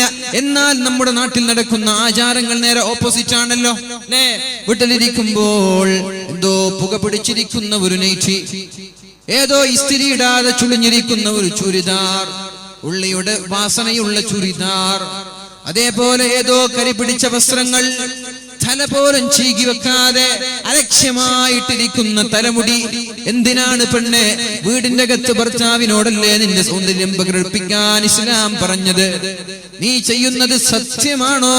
നീ ചെയ്യുന്നത് നീതിയാണോ? നീ ചെയ്യുന്നത് ന്യായമാണെന്ന് നിനക്ക് തോന്നുന്നുണ്ടോ? വീട്ടിനുള്ളിലിരിക്കുമ്പോൾ മോശപ്പെട്ട മുഷിഞ്ഞ വസ്ത്രം ധരിക്കുക. അതുകൊണ്ടാണ് ചില ആണുങ്ങൾ, ചില പുരുഷന്മാർ മറ്റൊരാളെ തേടി പോകുന്നത് ഭർത്താവ് കൊടുക്കേണ്ടത് കൊടുക്കാതിരിക്കുമ്പോഴാണെന്ന് എന്റെ ഭാര്യ, എന്റെ പ്രിയപ്പെട്ട സഹോദരിമാരോട് ഞാൻ ഉണർത്തട്ടെ. വീട്ടിലിരിക്കുമ്പോഴാണ് ഭംഗിയാവേണ്ടത്. ഇനി ഞങ്ങൾ കല്യാണത്തിന് പോകാന്ന് പറഞ്ഞാൽ പിന്നെ നിന്റെ ഒരുങ്ങലല്ലേ, ചമയലല്ലേ, കുളിക്കലല്ലേ വസ്ത്രം. നീ ഏറ്റവും മുന്തിയ വസ്ത്രം ധരിച്ചു, നിന്റെ മുഖം മിനുക്കി, പല്ല് തേച്ചു, കുളിച്ചു, തലച്ചീകി നീ പുറത്തിറങ്ങി. ആരെ കാണിക്കാനാണ് പുറത്തിറങ്ങുമ്പോൾ നീ ഭംഗിയായത്? സ്കൂളിലേക്ക് പോകാമെന്ന് പറഞ്ഞാൽ, ഒരു പാരന്റ്സ് മീറ്റിംഗ് ഉണ്ടെന്ന് പറഞ്ഞാൽ നീ കുളിച്ചൊരുങ്ങി, അണിഞ്ഞൊരുങ്ങി, നല്ല വസ്ത്രം ധരിച്ചു പുറത്തിറങ്ങി. ആരെ കാണാനാണ്? ഷോപ്പിംഗ് മാളിലേക്ക് പോകാമെന്ന് പറഞ്ഞാൽ നീ കുളിച്ചൊരുങ്ങി, അണിഞ്ഞൊരുങ്ങി, ആരെ കാണാനാണ്? നിന്നോട് ആരോടെ മുമ്പിലാണ് നിന്റെ സൗന്ദര്യം പ്രകടിപ്പിക്കാൻ പറഞ്ഞത്? നിന്റെ ഭർത്താവിന്റെ മുമ്പിലല്ലേ? അപ്പോൾ നീ ചെയ്യുന്നത് നീതിയാണോ? ഇനി നിന്റെ ഭർത്താവ് തെറ്റ് ചെയ്താൽ നീ ഉത്തരവാദിയല്ലേ? അല്ലാഹു പറഞ്ഞുവല്ലോ, وَقُلْ لِلْمُؤْمِنَاتِ يَغْضُضْنَ مِنْ أَبْصَارِهِنَّ. നബിയെ, പെണ്ണുങ്ങളോട് പറയണം നബിയെ, وَقُلْ لِلْمُؤْمِنَاتِ يَغْضُضْنَ مِنْ أَبْصَارِهِنَّ وَيَحْفَظْنَ فُرُوجَهُنَّ. മുഅ്മിനത്തായ സത്യവിശ്വാസിനികളായ പെണ്ണുങ്ങളോട് നബിയെ നിങ്ങൾ പറയണം. എന്താണ് പറയേണ്ടത്? യഗ്ളുൽന മിൻ അബ്സാരിഹിന്ന. നിങ്ങൾ നിങ്ങളുടെ കണ്ണിനെ അടച്ചു വെക്കണം. പുരുഷന്മാർക്ക് പെണ്ണുങ്ങളെ മാത്രം നോക്കൽ ഹറാമാണെന്ന് കരുതിയിട്ടുണ്ട് ചില ആളുകൾ. അതല്ലേ നിങ്ങൾ വിചാരിച്ച് മുഖം മറച്ച് നടന്ന പിന്നെ എനിക്ക് ആരെ നോക്കാൻ ആരും കാണില്ലല്ലോ, അല്ലേ? ശരിയാണ്, ആരും കാണില്ല. പക്ഷേ കാണുന്ന ഒരാളുണ്ട്, അത് സർവശക്തനായ റബ്ബ്. അല്ലാഹുവിന്റെ കണ്ണിനെ മറികടക്കാൻ പറ്റില്ലല്ലോ. അല്ലാഹുവിന്റെ കാഴ്ചയെ ഓവർടേക്ക് ചെയ്യാൻ പറ്റില്ല. وَقُلْ لِلْمُؤْمِنَاتِ يَغْضُضْنَ مِنْ أَبْصَارِهِنَّ وَيَحْفَظْنَ فُرُوجَهُنَّ. നബിയേ, നിങ്ങൾ പറയണം നിങ്ങളുടെ ഭാര്യമാരോട്, മറ്റുള്ള മുഅ്മിനാത്തായ ആളുകളോട് പറയണം നബിയേ. എന്താണ് പറയേണ്ടത്? യഗ്ളുൽന മിൻ അബ്സാരിഹിന്ന. നിങ്ങൾ നിങ്ങളുടെ കണ്ണിനെ ചിമ്മിക്കളയണേ. സീരിയൽ കാണുന്നു, അതിൽ നടന്മാരെ കാണുന്നു. ആ നടന്മാരെയും നിന്റെ ഭർത്താവിനെയും നീ എന്ത് ചെയ്യണ്ട, കമ്പയർ ചെയ്യേണ്ട. പഠിച്ചോനെ, ലോകത്ത് ഇത്രയൊക്കെ ചെറുപ്പക്കാരുണ്ടായിട്ട് എനിക്ക് കിട്ടിയത് കണ്ടില്ലേ? കണ്ട അതിനെന്താ ചെയ്യേണ്ടത്? കിട്ടിയ ഭർത്താവിനെയും കിട്ടിയ ആണുങ്ങളെയും കിട്ടിയ നടന്മാരൊന്നും കാണാൻ നിൽക്കണ്ട. യഗ്ളുൽന മിൻ അബ്സാരിഹിന്ന വയഹ്ഫൾന ഫുറൂജഹുന്ന. ഇന്ന് ഒരു കൊലപാതകത്തിന്റെ വാർത്ത വായിച്ചവരാണ് നാം. നിങ്ങൾ വായിച്ചോ? 1 വർഷം മുമ്പോ 2 വർഷം മുമ്പോ ഒരു കൊലപാതകം നടന്നു, ആറ്റിങ്ങൽ കൊലപാതകം. അതിന്റെ വിധി ഇന്നാണ് വന്നത്. എന്തിനാണ് കൊന്നത്? കൂടെ ജോലി ചെയ്യുന്ന കാമുകനെ കിട്ടാൻ വേണ്ടി തന്റെ ഭർത്താവിനെയും തന്റെ ഭർത്താവിന്റെ മാതാവിനെയും നൊന്തുപെറ്റ 3 മാസമോ 4 വയസ്സോ ഉള്ള പിഞ്ചു കുഞ്ഞിനെയും കൊല്ലാൻ വേണ്ടി തന്റെ കാമുകനെ ഏൽപ്പിച്ച പെണ്ണ്. നിനോയുടെയും അനുശാന്തിയുടെയും കാലമല്ലേ ഇത്? എന്താണിതൊക്കെ? കാമുകന് വേണ്ടി ഭർത്താവിനെ കൊല്ല, ഭർത്താവിനൊക്കെ പോട്ടെ, സ്വന്തം നൊന്ത് പെറ്റ മകളെ കൊല്ലാന്ന് പറഞ്ഞ എന്താണ്? എന്നിട്ട് വീട് അയച്ചു കൊടുക്കുക. ആര്? കാമുകൻ മകൾ പിടഞ്ഞു മരിക്കുന്ന വീഡിയോ ഭാര്യയ്ക്ക് അയച്ചു കൊടുക്കുക. എന്നിട്ട് മകള് മരിക്കുന്നത് കാണാൻ ഒരു പെണ്ണ്. ഇതൊക്കെ ലോകത്തിന്റെ കഥ. അല്ലാഹു നമ്മളൊക്കെ രക്ഷപ്പെടുത്തട്ടെ. ഗുഹ്യസ്ഥാനം സൂക്ഷിക്കണം. ജോലി ചെയ്യുന്ന സ്ഥലത്താണെങ്കിലും ശരി, ജോലി ചെയ്യുന്ന ആള്, കൂടെ ജോലി ചെയ്യുന്ന സ്റ്റാഫൊക്കെ എന്താ വിചാരിച്ചത്? അങ്ങളാണെന്നോ, കുടുംബക്കാരാണെന്നോ, മഹറമാണെന്നോ, അങ്ങനെയൊക്കെ വിചാരിച്ച ആളുണ്ട്. കൂടെ ജോലി ചെയ്യുന്നവന് ഷെയ്ക്ക് ഹാൻഡ് ചെയ്യുക, പിന്നെ കൂടെ ഇരിക്കുക, പിന്നെ കൂടെ വണ്ടിയിൽ പോവുക. ഇതൊക്കെയാണ് പല സ്ഥലത്തും നടക്കുന്നത്. ഇതൊക്കെയാണ്. അതുകൊണ്ടാ ജോലിക്കൊന്നും പോവണ്ട ഇസ്ലാം പറയുന്നത്. അതുകൊണ്ടാണ് അത്രയും സുരക്ഷിതമായ ദീനി ചിട്ടയുള്ള ഒരു ജോലി കിട്ടിയാൽ ഏറ്റെടുക്കാന്നല്ലാതെ അന്യ പുരുഷന്മാരുമായി ഇടപെടുന്ന ഒരു സ്ഥലത്തും ദയവ് ചെയ്ത് പോവരുത്. പിന്നെ 1 മാസമോ 2 മാസമോ കൂടെ ജോലി ചെയ്തു, അപ്പോഴേക്കും ഫ്രീ ആയി, പിന്നെ എന്തും സംസാരിക്കാം, പിന്നെ എന്തും ചെയ്യാം, പിന്നെ എവിടെയും സ്പർശിക്കാം, ഒരു കുഴപ്പമില്ല. ആ ഒരവസ്ഥയിലേക്ക് എത്തുന്നുണ്ട്. അപ്പോഴാണ് ഭർത്താവിനെ വേണ്ട എന്ന് തോന്നിപ്പോകുന്നത്. നിങ്ങളുടെ ഗുഹ്യസ്ഥാനങ്ങൾ ഹറാമിൽ പെടാതെ സൂക്ഷിക്കണമെന്നും പരിശുദ്ധ ഖുർആനിൽ അല്ലാഹു പഠിപ്പിക്കുകയാണ്. വലാ യുബ്ദീന സീനതഹുന്ന ഇല്ലാ മാ ളഹറ മിൻഹാ വൽയദ്രിബ്ന ബിഖുമുരിഹിന്ന അലാ ജുയൂബിഹിൻ. നിങ്ങൾ നിങ്ങളുടെ സൗന്ദര്യം മറ്റൊരാൾക്ക് പ്രദർശിപ്പിക്കാനേ പാടില്ല. വൽയദ്രിബ്ന ബിഖുമുരിഹിൻ, നിങ്ങളുടെ മൂടുപടം നിങ്ങൾ മുഖത്തിന്റെ താഴെ നെഞ്ചിലേക്ക് മറച്ചിടണം. ജസ്റ്റ് മറക്കണം, ശരീരം മറക്കണം. ശരീരത്തിന്റെ സൗന്ദര്യമുള്ള ശരീരങ്ങളുടെ എല്ലാ ഭാഗങ്ങളും നിങ്ങൾ മറക്കണമെന്ന് പരിശുദ്ധ ഇസ്ലാം നമ്മോട് പഠിപ്പിക്കുകയാണ്. ഏതായാലും ഞാൻ നിർത്താൻ പോണ സമയം കുറെ വൈകി. ഇൻഷാ അല്ലാഹ്. ولا يبدين زينتهن إلا لبعولتهن, നിങ്ങളുടെ സൗന്ദര്യം നിങ്ങളുടെ ഭർത്താക്കന്മാർക്കല്ലാതെ വേറെ ഒരാൾക്കും കാണിക്കാൻ പാടില്ല. കേട്ടോ പെണ്ണുങ്ങളെ, നിങ്ങളോടാണിത് പറയുന്നത്. സഹോദരിമാരെ, നിങ്ങളോടാണിത് പറയുന്നത്. നമ്മൾ ചെയ്യുന്നത് എന്ത് ന്യായമാണ്? ആരെ കണ്ടിട്ടാണ് ഇതൊക്കെ ചെയ്യുന്നത്? വീട്ടിൽ വളരെ മോശപ്പെട്ട വസ്ത്രം, പുറത്തിറങ്ങുമ്പോൾ സുന്ദരിയായി ഇറങ്ങാം. എന്താണ് പെണ്ണെ നീ പറയുന്നത്? എന്നെ നാട്ടുകാർ കണ്ടോട്ടെ, എന്റെ ഭർത്താവ് കാണണമെന്നില്ല. എന്നെ നാട്ടുകാർ ആസ്വദിച്ചോട്ടെ, എന്റെ ഭർത്താവ് ആസ്വദിക്കണമെന്നില്ല എന്നല്ല. ഇനി ഏതെങ്കിലും ഭർത്താവ് ഇത് കാരണത്താൽ പിഴച്ചു പോയാൽ നീയാണ് ഉത്തരവാദി. വലാ യുബ്ദീന സീനതഹുന്ന ഇല്ലാ ലിബുഉലതിഹിന്ന വലാ യദ്രിബ്ന ബിഅർജുലിഹിന്ന ലിയുഅലമ മാ യുഖ്ഫീന മിൻ സീനതിഹിന്ന. നിന്റെ സൗന്ദര്യം കാണാൻ, ആളുകൾ ആകർഷിക്കാൻ വേണ്ടി കാലിട്ട് നീ നടക്കണ്ട. പാദസരങ്ങൾ സ്വർണത്തിന്റെയോ മറ്റുള്ള പാദസരങ്ങൾ ഇട്ട് മറ്റുള്ളവർ ആകർഷിക്കാൻ നിൽക്കണ്ട. അതേപോലെ അത്തർ പൂശി മറ്റൊരാൾ ആകർഷിക്കാൻ നിൽക്കണ്ട. നീ ആകർഷിപ്പിക്കേണ്ടത് നിന്റെ ഭർത്താവിനെയാണെന്ന് പരിശുദ്ധ ഇസ്ലാം, അല്ലാഹു പരിശുദ്ധ ഖുർആനിലൂടെ നമ്മൾക്ക് പഠിപ്പിച്ചു തരികയാണ്. അല്ലാഹു നമ്മുടെ ദാമ്പത്യ ജീവിതത്തിൽ ബർക്കത്ത് ചെയ്യുമാറാവട്ടെ. അപ്പോ ഇത് 2 കാര്യം നമ്മൾ ചർച്ച ചെയ്തു. ഇനി ഉപ്പമാരെ ആദരിക്കേണ്ട മക്കൾ ഒരുപാട് ശ്രദ്ധിക്കാനുണ്ട്. മക്കൾ ഉപ്പമാരോട് നന്നായി പെരുമാറണം. വഖളാ റബ്ബുക അല്ലാ തഅബുദൂ ഇല്ലാ ഇയ്യാ. അല്ലാഹു പറഞ്ഞു, നിങ്ങൾ നിങ്ങളുടെ മാതാപിതാക്കളെ ബഹുമാനിക്കാൻ അല്ലാഹു ഖുർആനിലൂടെ പഠിപ്പിച്ചു തരികയാണ്. അല്ലാഹുവിനെ മാത്രം ആരാധിക്കണം. വബിൽ വാലിദൈനി ഇഹ്സാനാ, മാതാപിതാക്കളോട് നന്മ ചെയ്യണം. ഇമ്മാ യബ്ലുഗന്ന ഇൻദകൽ കിബറു അഹദുഹുമാ, നിങ്ങളുടെ അടുത്ത് ഉപ്പമാർക്കോ ഉമ്മമാർക്കോ പ്രായമെത്തിയാൽ ഔ കിലാഹുമാ ഫലാ തഖുൽ ലഹുമാ ഉഫ്ഫിൻ, നിങ്ങൾ അവരോട് ഛേ എന്ന വാക്ക് പോലും പറയാൻ പാടില്ല. ഇത് കേട്ടുകൊണ്ട് ഉപ്പമാരെ മക്കളെ ചൂഷണം ചെയ്യല്ല. മക്കൾക്ക് ചെയ്തു കൊടുക്കേണ്ട ബാധ്യതകൾ ചെയ്തു കൊടുക്കണം. മക്കളോട് നല്ല രീതിയിൽ പെരുമാറണം. മക്കളോട് ദ്രോഹം കാണിക്കാൻ പാടില്ല. മക്കളെ വെറുപ്പിക്കാൻ പാടില്ല. മക്കളെ എന്തൊക്കെയോ നിങ്ങൾ കുറ്റവും കുറവും കണ്ടെത്തി മക്കളുടെ കണ്ടെത്താൻ ശ്രമിക്കാൻ പാടില്ല. നിങ്ങൾക്ക് മക്കളോട് കടമയുണ്ട്. അതാണ് അല്ലാഹു ആദ്യം ചോദ്യം ചെയ്യുന്നത്.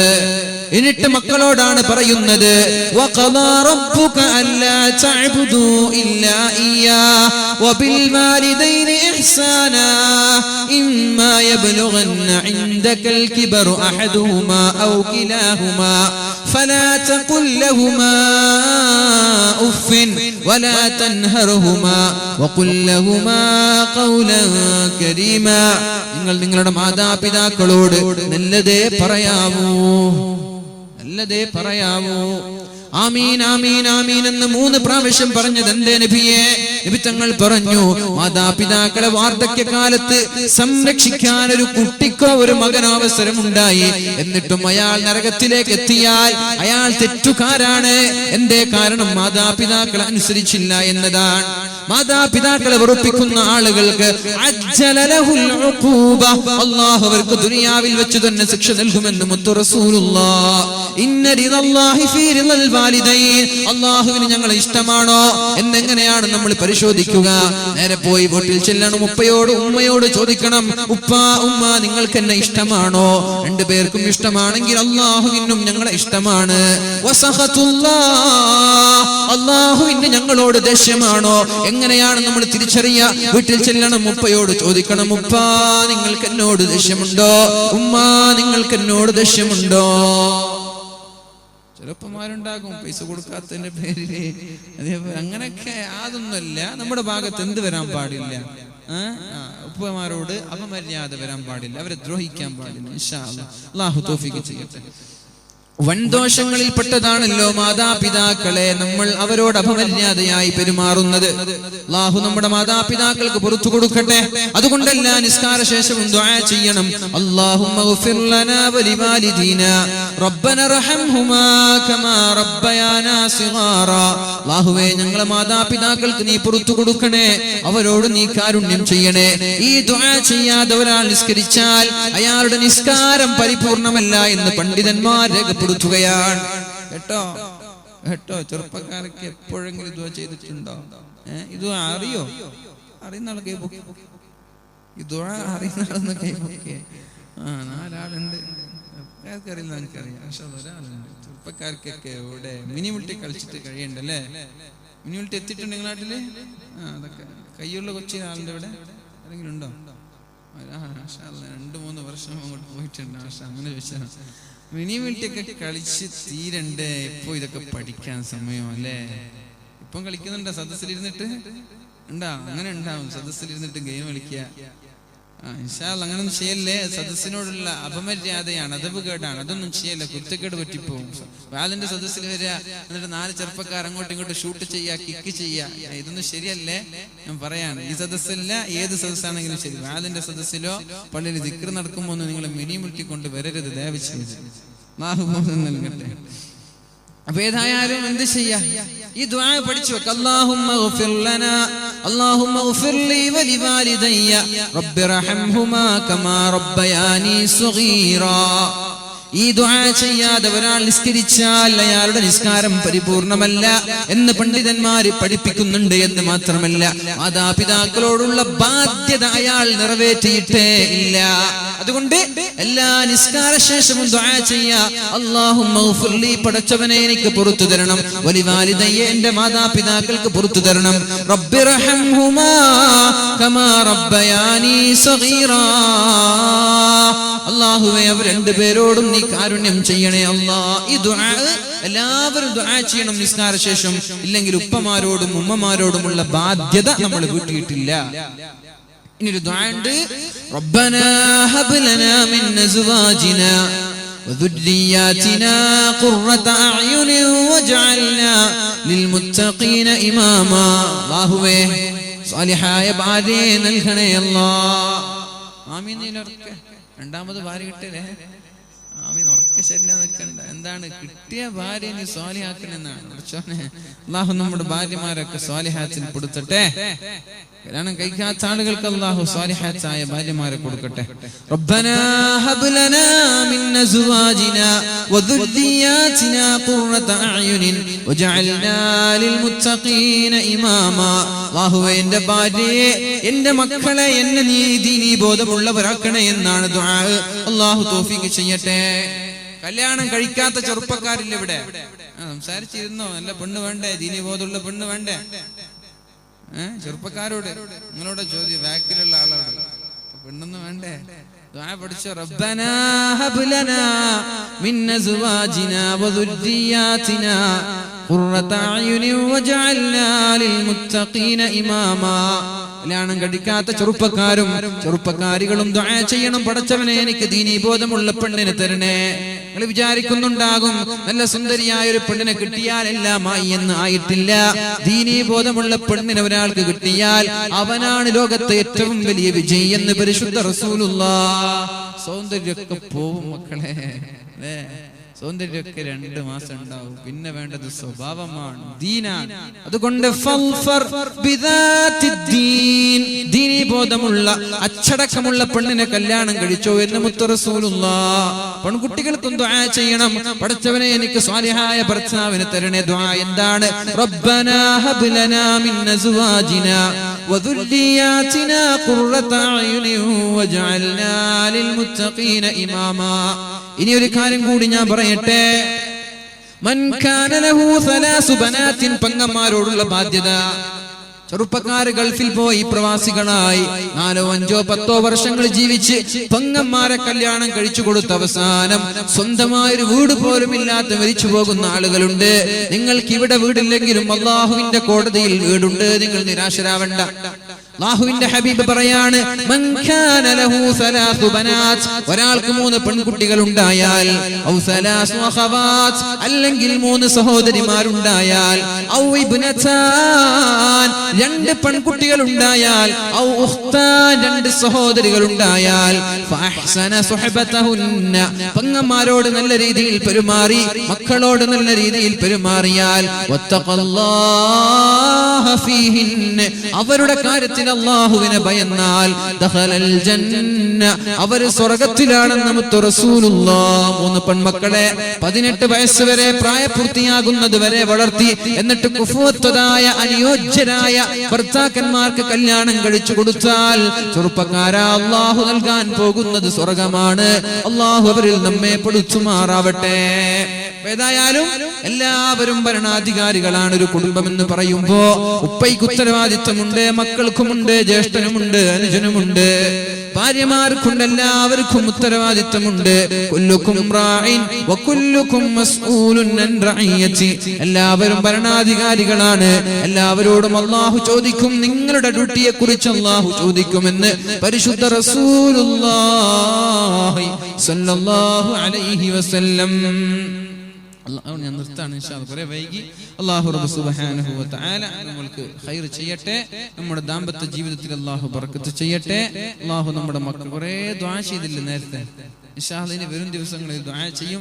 നല്ല മനോഹരമായ ഭക്ഷണം ഒരുക്കിയ ആ വീട്ടിൽ അല്ലാഹു സ്വർഗീയ ഭക്ഷണം നൽകി അല്ലാഹു അവരെ അനുഗ്രഹിക്കുമാറാവട്ടെ. അല്ലാഹു അവർക്ക് സ്വർഗീയ പാനീയം നൽകുമാറാവട്ടെ. ആ വീട്ടിൽ അല്ലാഹു ബർക്കത്ത് ചെയ്യുമാറാവട്ടെ. അവരുടെ കുടുംബങ്ങളിൽ അല്ലാഹു ബർക്കത്ത് ചെയ്യും. ദുആ ചെയ്യുക. الحمدلله رب العالمين. اللهم صل على سيدنا محمد وعلى آل سيدنا محمد وبارك وسلم عليه. പടച്ചവനെ, ഞങ്ങളുടെ പ്രസംഗങ്ങൾ, ഞങ്ങളുടെ വാളുകൾ, ഞങ്ങളുടെ സദസ്സുകൾ നീ സ്വീകരിക്കണേ അല്ലാഹ്.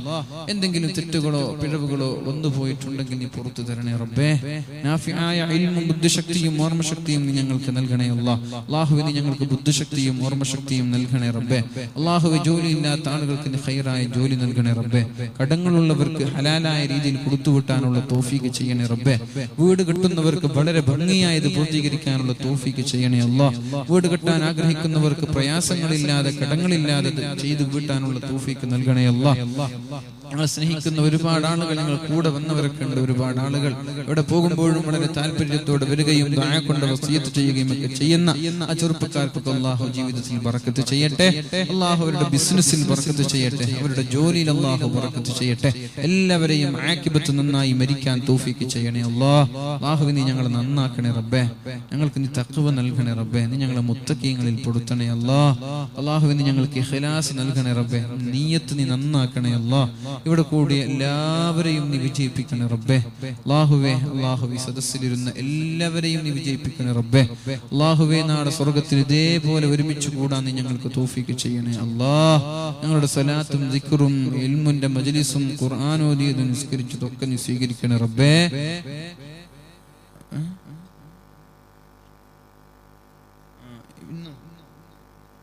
ഭക്ഷണം കഴിച്ചവര് ഇല്ലല്ലേ? പോകുമ്പോ കൊണ്ടുപോകാനോ കഴിച്ചിട്ട് പോകാനോ? ഇൻഷാ അല്ലാഹ് ചീരനുണ്ട് ഇവിടെ. അതൊരുക്കിയ ആളുകൾക്ക്, അതിനെ സഹായിച്ച ആളുകൾക്കൊക്കെ അല്ലാഹു സ്വർഗ്ഗീയ ഭക്ഷണം നൽകുമാറാവട്ടെ. ചീരന് വാങ്ങിയിട്ട് എല്ലാവരും പോകാൻ പാടുള്ളൂ ഇൻഷാ അല്ലാഹ്. അല്ലാഹുവേ, ഞങ്ങളുടെ അസുഖങ്ങൾ നീ ശിഫപ്പെടുത്തി തരണേ അല്ലാഹ്. അല്ലാഹുമ്മ ശ്ഫി അൻത ശാഫി ലാ ശിഫാഅ ഇല്ലാ ശിഫാഉക ശിഫാഅൻ ലാ യുഗാദിറു സഖമൻ വലാ അലമ. റബ്ബനാ ഹബ് ലനാ മിൻ അസ്വാജിനാ വദുർരിയ്യാതിനാ ഖുർറത അഅ്യുനിൻ വജഅൽനാ ലിൽ മുത്തഖീന ഇമാമ.